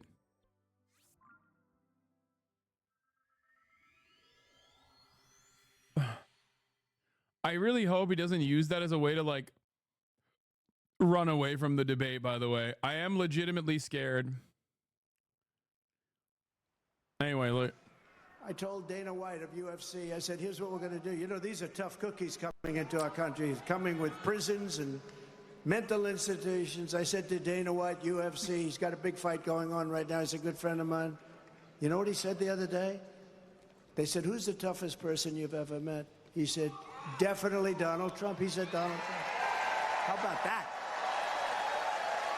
But I said, Dana, I have an idea for you to make a lot of money. You're going to go and start a new migrant fight league. Migrants, only migrants. You mean the current existing UFC? Like, Okay. who the Am I a fuck does he pineapple? think is in the UFC? Is it like UFC? Okay, can you answer this question? Is it within Zora's domain or is it like on the outskirts, like where You're the gonna make where a the lot of waterfalls are? money. Do the same thing It's you've in been Zora's doing. domain? Okay. And then at the end of the year, the champion migrant Let's is see gonna at the fight top. your I know it's at champion. beneath, but let's have a look And at I the hate to tell you, Dana, I think the migrant might win. That's how tough they are. I told Dana White of UFC, I said, here's what we're going to do. You know, these are tough cookies.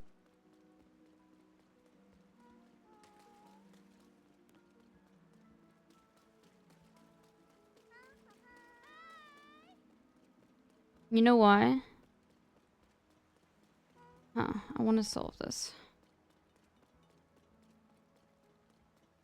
What is the percentage of like American fighters in the UFC? At least even like among champions and shit. I feel like, am I crazy? I feel like the UFC is literally the migrant league already. 2 waterfalls here. What? This guy, pretty sure he plays video games for the Biden administration. Okay, who is Dr.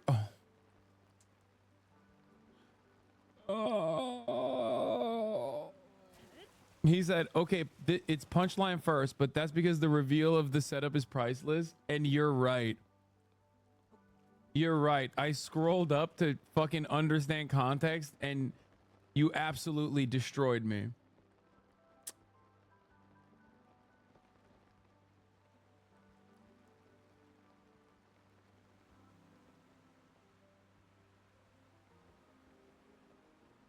Oh my god.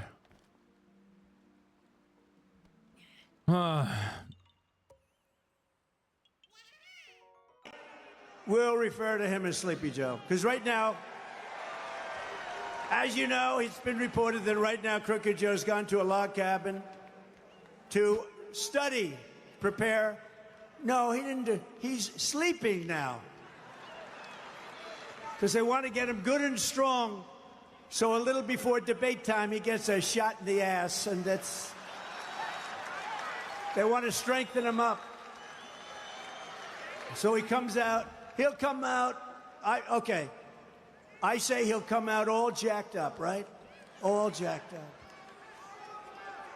Now, will anybody be watching the debate on Thursday night? Bro, me. Dude. I'm not joking when I say this. This is phenomenal comedy. I mean, those are two waterfalls. Like, I know the media angle on this is like, it's unacceptable that he is lying and speculating that the current president is like on drugs.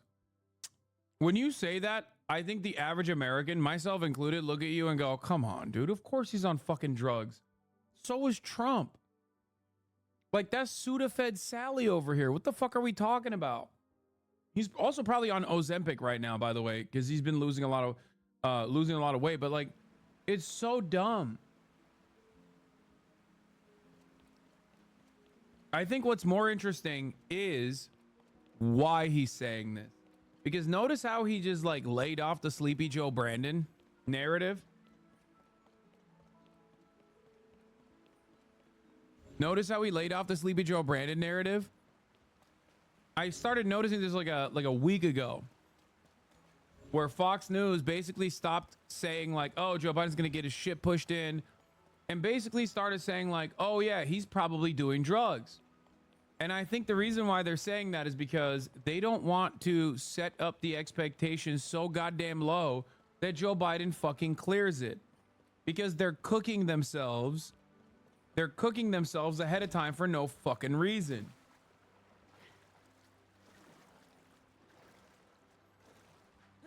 I'm shocked. No, I'm shocked. But they've taken so much fun out of it. There's no audience. They actually wanted us to sit down. I said, look, I really want to do this thing. You know, they gave me, what happened is they gave me something that could Yo, don't Ewok, thank you for the raid. Holy moly. And I said, I'll do it. Number one, it was CNN fake news, right? Who hates Trump. Then it was fake Tapper, who really hates Trump. And That's Dana not true. Bash. They love Trump. Then it was, you know, it's Dana. It's not Dana. It's Dana. You know that, right? Right? It's Dana, right? Isn't it? Thank you for the raid. Sorry, I'm just trying to figure out this puzzle. Then they said, think of this, but no audience. I have no idea. There's two us and two of them. It's like death. This could be the most boring, or it could be quite exciting. Who knows? You know, I already caught them. They had a presidential commission. You remember the time where they were turning off my mic and they weren't allowed to? And they had to apologize. You know, they apologized for it. Of course, that doesn't do any good. The debate's over. Oh, they have muting power this time as well, I think. We won the debate. We won just Hope you had a great stream. Suckers, you know, we won them. Walking Dead is actually so sad. Yeah, I remember I watched this on play it. Should I be? She say no. Should I be tough and nasty and just say you're the worst president in history, or should I be nice and calm and let him speak? 50. Be tough. Be tough. Fake Tapper, dude. So bad.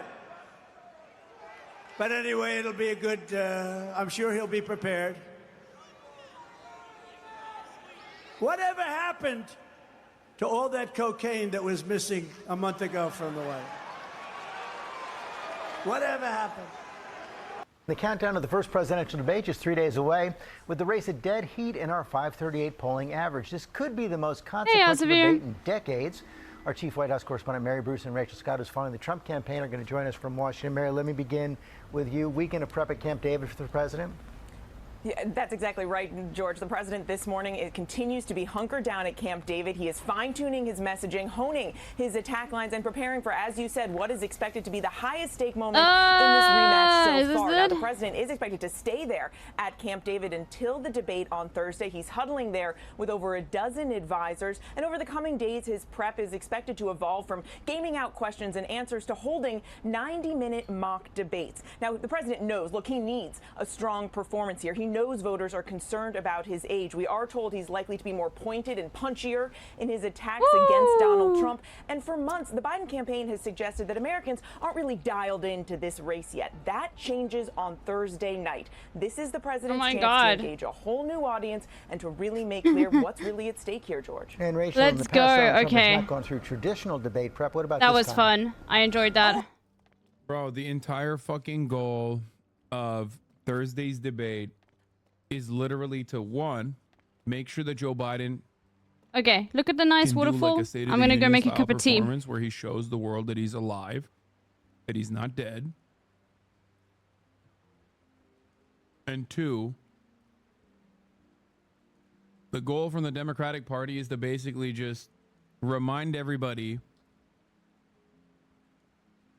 what Donald Trump is doing. Okay?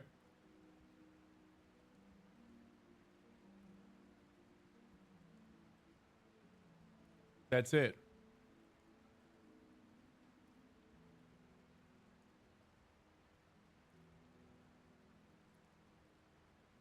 I think we all forget. I mean, we haven't actually been like watching Donald Trump closely for some time now as well. And neither is the American public, but everyone is excited to watch the debate. A lot more people, obviously in a normal circumstance in 2020, there were significantly more people interested in watching the debates. But like right now, there's really no game in town. This debate will have a lot of eyeballs. Okay? This debate will have a lot of eyeballs. People care about seeing Donald Trump versus Joe Biden more than they care about listening to Joe Biden personally or listening to Donald Trump individually. So I think the goal is to max out on the eyeballs and have Trump basically fucking do Trump shit in broad daylight, because it goes along with their entire strategy of winning over educated, suburban, white voters that have historically voted for the Republican Party and even voted for Donald Trump. Either voted for Donald Trump in the past or even voted for Donald Trump twice.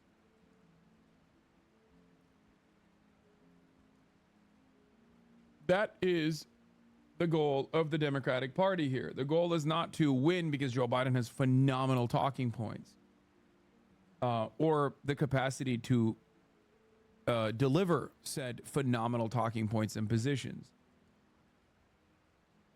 Okay, is this a debate you can co-stream? Yes, I will be co-streaming this debate.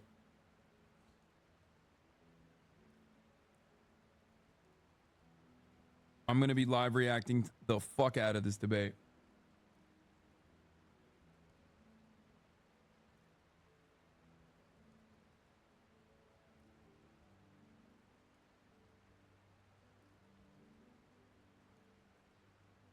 Yeah, I'll be muting chat. That's what I'll be muting. Anyway, any guest plan? Not really. I do have a guest coming on Wednesday. Felix Biederman is going to be back in the building so soon.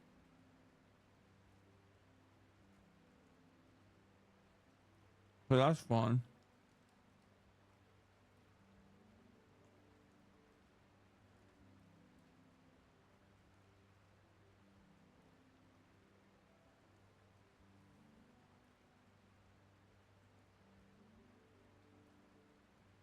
Almost everything that President Biden is doing, Donald Trump is not. There are no mock debates. There are no rehearsed punchlines or pivot points. The former president also didn't take any time away from the campaign trail. He was out here in Washington, D.C. and in Pennsylvania. He was mocking President Biden for being at Camp David and meeting with his senior advisors, preparing for the debate. But we've also seen this change in tone from Donald Trump after months of attacking President Biden, attacking his mental fitness.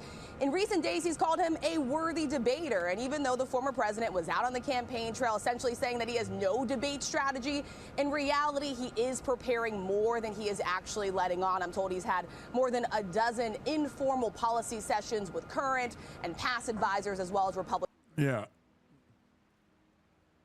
The major reason as to why he changed his tone, as even mainstream media is recognizing and suggesting, is because, like, I'm pretty sure they realize, like, it's really dumb. It's like self-defeating. It's almost akin to crying about mail-in ballots and trying to stop your voters from going out and voting at all because all voting is like rigged, which causes a depressive turnout. And it's kind of it's self-defeating in a similar vein when you constantly say your debate opponent sucks over and over again. Yeah, you set the bar so goddamn low. People know Joe Biden is old. I probably will be awake to watch the debate. I just might not be live. I might just be in Hassan's chat. Because it is very late for me. Republican allies, George. Mary, this race has been deadlocked for months. Is the Biden campaign expected to be a game changer? That is certainly their hope. Look, the president's goal here is to hold Donald Trump accountable. He wants to remind voters of the chaos of the Trump presidency, and he is going to warn that there are even darker days ahead should Donald Trump win again. We know he is going to put abortion rights front and center. He's going to continue to argue that Donald Trump is to blame for overturning Roe versus Wade. He's going to say that Donald Trump is a danger to democracy. Again, hammer that point that Donald Trump has said that he will be a dictator on day one. But the challenge, George, for the president here is that he has to show that he can go after Trump without getting dragged into the mud with him. We all remember that extremely contentious, chaotic first debate of the last cycle. The president wants to avoid that, so he has to find a way to go after Trump, to land his punches, while also showing that he can be a steady leader, George. Rachel, Donald Trump says he doesn't have a strategy. How about his campaign? Yeah, well, look, his advisors are keenly aware that no one really benefited from that shouting match that we saw unfold last time around. And they also know, George, so much has changed since these last candidates saw each other, namely January 6th and also the former president's legal troubles. And so he's been on the campaign trail saying he would pardon the rioters that stormed the Capitol on January 6th. He's since been convicted of 34 counts of falsifying business records. They are preparing for those topics to come up on that debate stage, George. Okay, Rachel, Mary, thanks very much. This Thursday night, you can watch the CNN presidential debate on ABC. It all starts at 8 Eastern with the ABC News special Race for the White House. Believe it or not, we are less than 5 months before the presidential election. So let's take a look at how young voters feel about the big issues and the candidates. A new CBS News poll shows that voters under the age of 30, which we're calling young, favor President Biden by more than 20 points. But the numbers all... Bro, that's crazy. Those are the youngest voters out there. What are we talking about? It's 18 to 35. Which we're calling young, he said. Don't say copium, bro. No one. This demographic doesn't fucking vote, okay? Some of you are in this demographic, or many of you are in this demographic. And the reality is, this is like the non-voter demographic. There's a shit ton of them. And like in the best year, you'll see 25% of them go out to vote.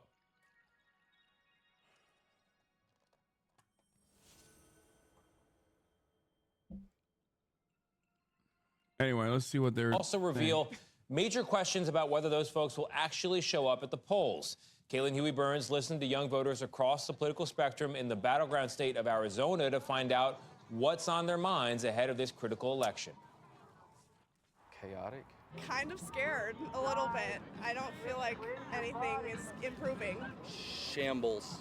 These are the voices of young voters in Arizona describing how they feel about the state of the country right now, and their vote could be key in picking the next president if they show up. The couch is looking real comfy right now. So you'd be entirely comfortable staying home? For sure. Absolutely. Roger Ward is 29 and doesn't feel like any of the candidates are speaking to issues affecting young Black Americans. You have to give us something to vote for. Do you think that sitting this election out sends a message? It's so funny, like, that this is seen as like a radical statement.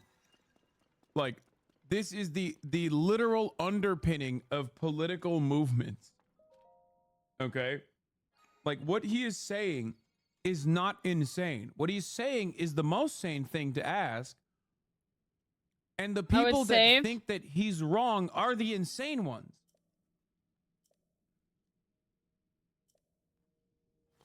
Oops, sorry.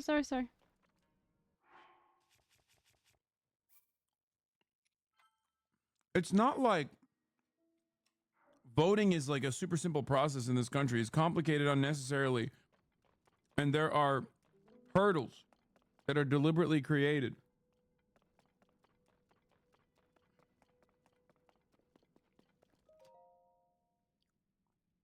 The local election stuff is important? Yeah, for sure. But I think he's talking about voting for the president right now.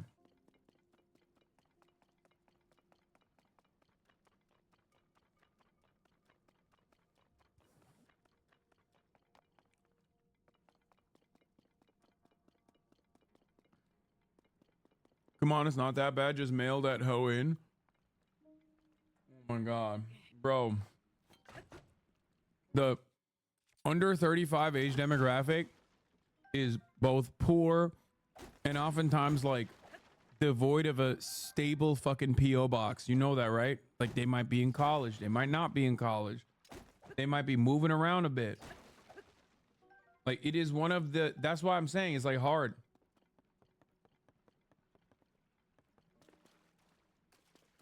Doesn't mean it's impossible. It's just harder than it should be. Because the reality of the matter is voting should be the easiest fucking thing of all time. What are we talking about?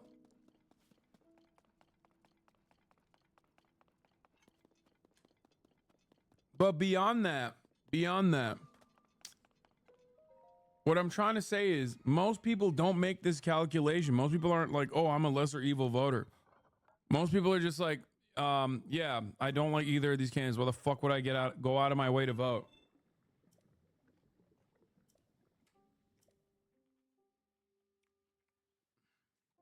Like voting should not even be an inconvenience. You understand?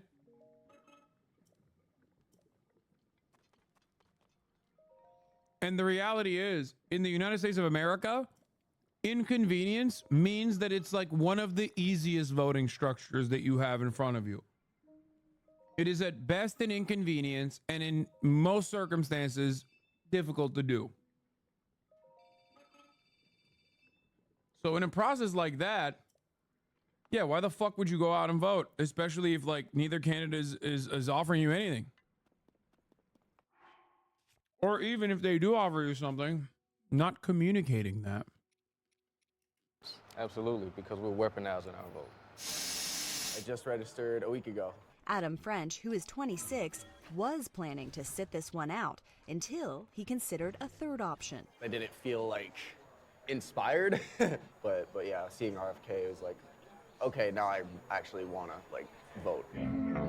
At an arts festival in Phoenix, other first-time voters spoke about their concerns. I'm not happy about my options, but I do understand that if I don't vote, then it's probably a vote for Trump, and I don't want that. New CBS News polling shows 66% of voters under 30 say they will definitely vote in November, but that's far less than older Americans. Young voters were key to Biden's victory in 2020, but among those who did show up 4 years ago, only 3/4 say they'll do so again. And the economy is a central issue. Our new poll shows a majority feel it's gotten harder to buy a house, raise a family, and get a good job. Some said that's driving their support for Trump. He seems more competent. The youth vote between the ages of 18 and 29 saw a dramatic increase in voter participation, up to 50%. Why did you say I should save? That was 2020. COVID election, universal mail-in ballot voting. No, he hasn't spoken about it yet. That, in 2020, was an 11-point increase. An 11-point increase from the voter participation in 2016. Okay?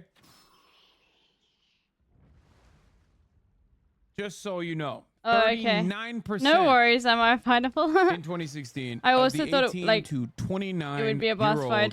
demographic of eligible voters actually fucking voted. It is one of 2020. 2020 was one of the highest voter participations for the 18 to 29-year-old demographic. Why? It was also one of the highest turnouts for any election. Why? It was the highest turnout historically for the Republican Party, highest number of votes for the Republican Party, highest number of votes. Is it because the country's getting larger? Sure, that plays a role in it. Is it because Joe Biden is a leftist? No, of course not. Is it because a lot of people hated Donald Trump and voted against him? Sure, that plays a role. It wasn't the existential threat, though. And it certainly wasn't because political awareness is growing. You're absolutely wrong on that. The only reason why was because it was easier to fucking vote. That's it. That's it. That's literally it. Nothing else. That is the reason. And anybody that tells you that that is not the reason is wrong. Okay? Sometimes things are that simple. Sometimes it is not that complicated. Top of the hour ad break comes in, and there's a 3-minute ad break. You can avoid it by subscribing. It's not that complicated. Action, a reaction. That's how it works. Okay?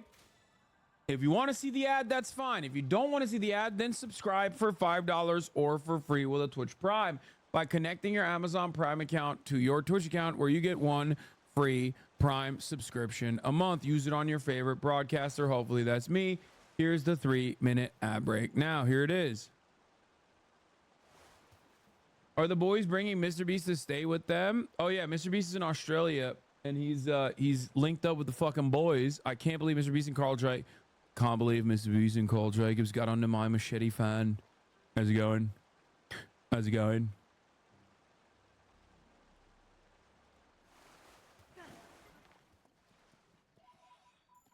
Saw that.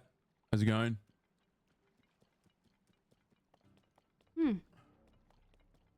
I can't wait for these boys to come It's through, very man. easy to I'm vote so in South excited. Africa. It's like literally in a couple weeks. You know why?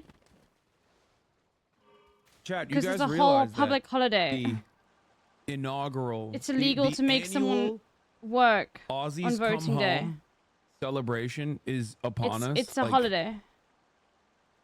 In less than a month, not even a month, in like a couple days, they are going to step foot on U.S. territory. Is it And I'm like a fucking holiday in stoked. France? Okay, I'm actually hyped as fuck. Aren't you French, Rex? Maybe I'm getting you confused. No. Oh, okay. I thought you were for some reason. If I Yeah, if no, did America's- vote, did not vote was running. Yeah, I mean that's 2016. You got America's very specific in that, by the way. Like that's That not. has changed a little bit in 2020. Anyway, It's a holiday basically everywhere I in the believe world. if It's if just I did not vote like is not America. the plurality in 2020.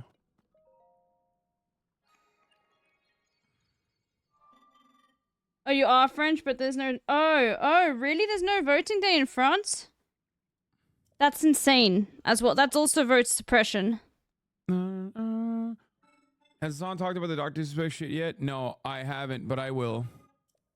Fear not. It's coming. Bolt boat, let's go. And the cost of everything is kind of going up in general. The economy is also critical for Biden supporters like Ruby Morales, a recent college grad who's working at a Starbucks while she looks for a career.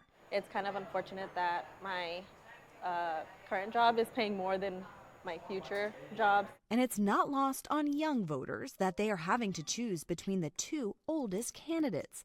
Half of them say neither Trump nor Biden understands younger people, and they're less likely to want to vote because of that. Preferably somebody under the age of 50 would be awesome. In 2020, it's the same options you had then, and we all saw how that went. All right, chat. And it's also worth noting Bedtime that while the for me. economy is a top It's 1 concern a.m. for Holy moly. Bedtime for me, though. Let's see. Oh, Jason's live again.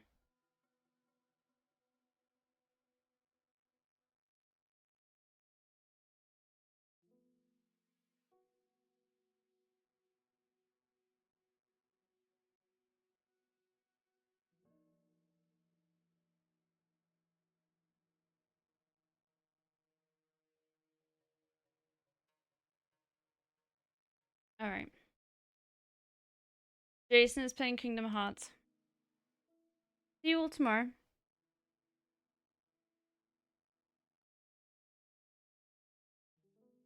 Keep well, everyone, okay?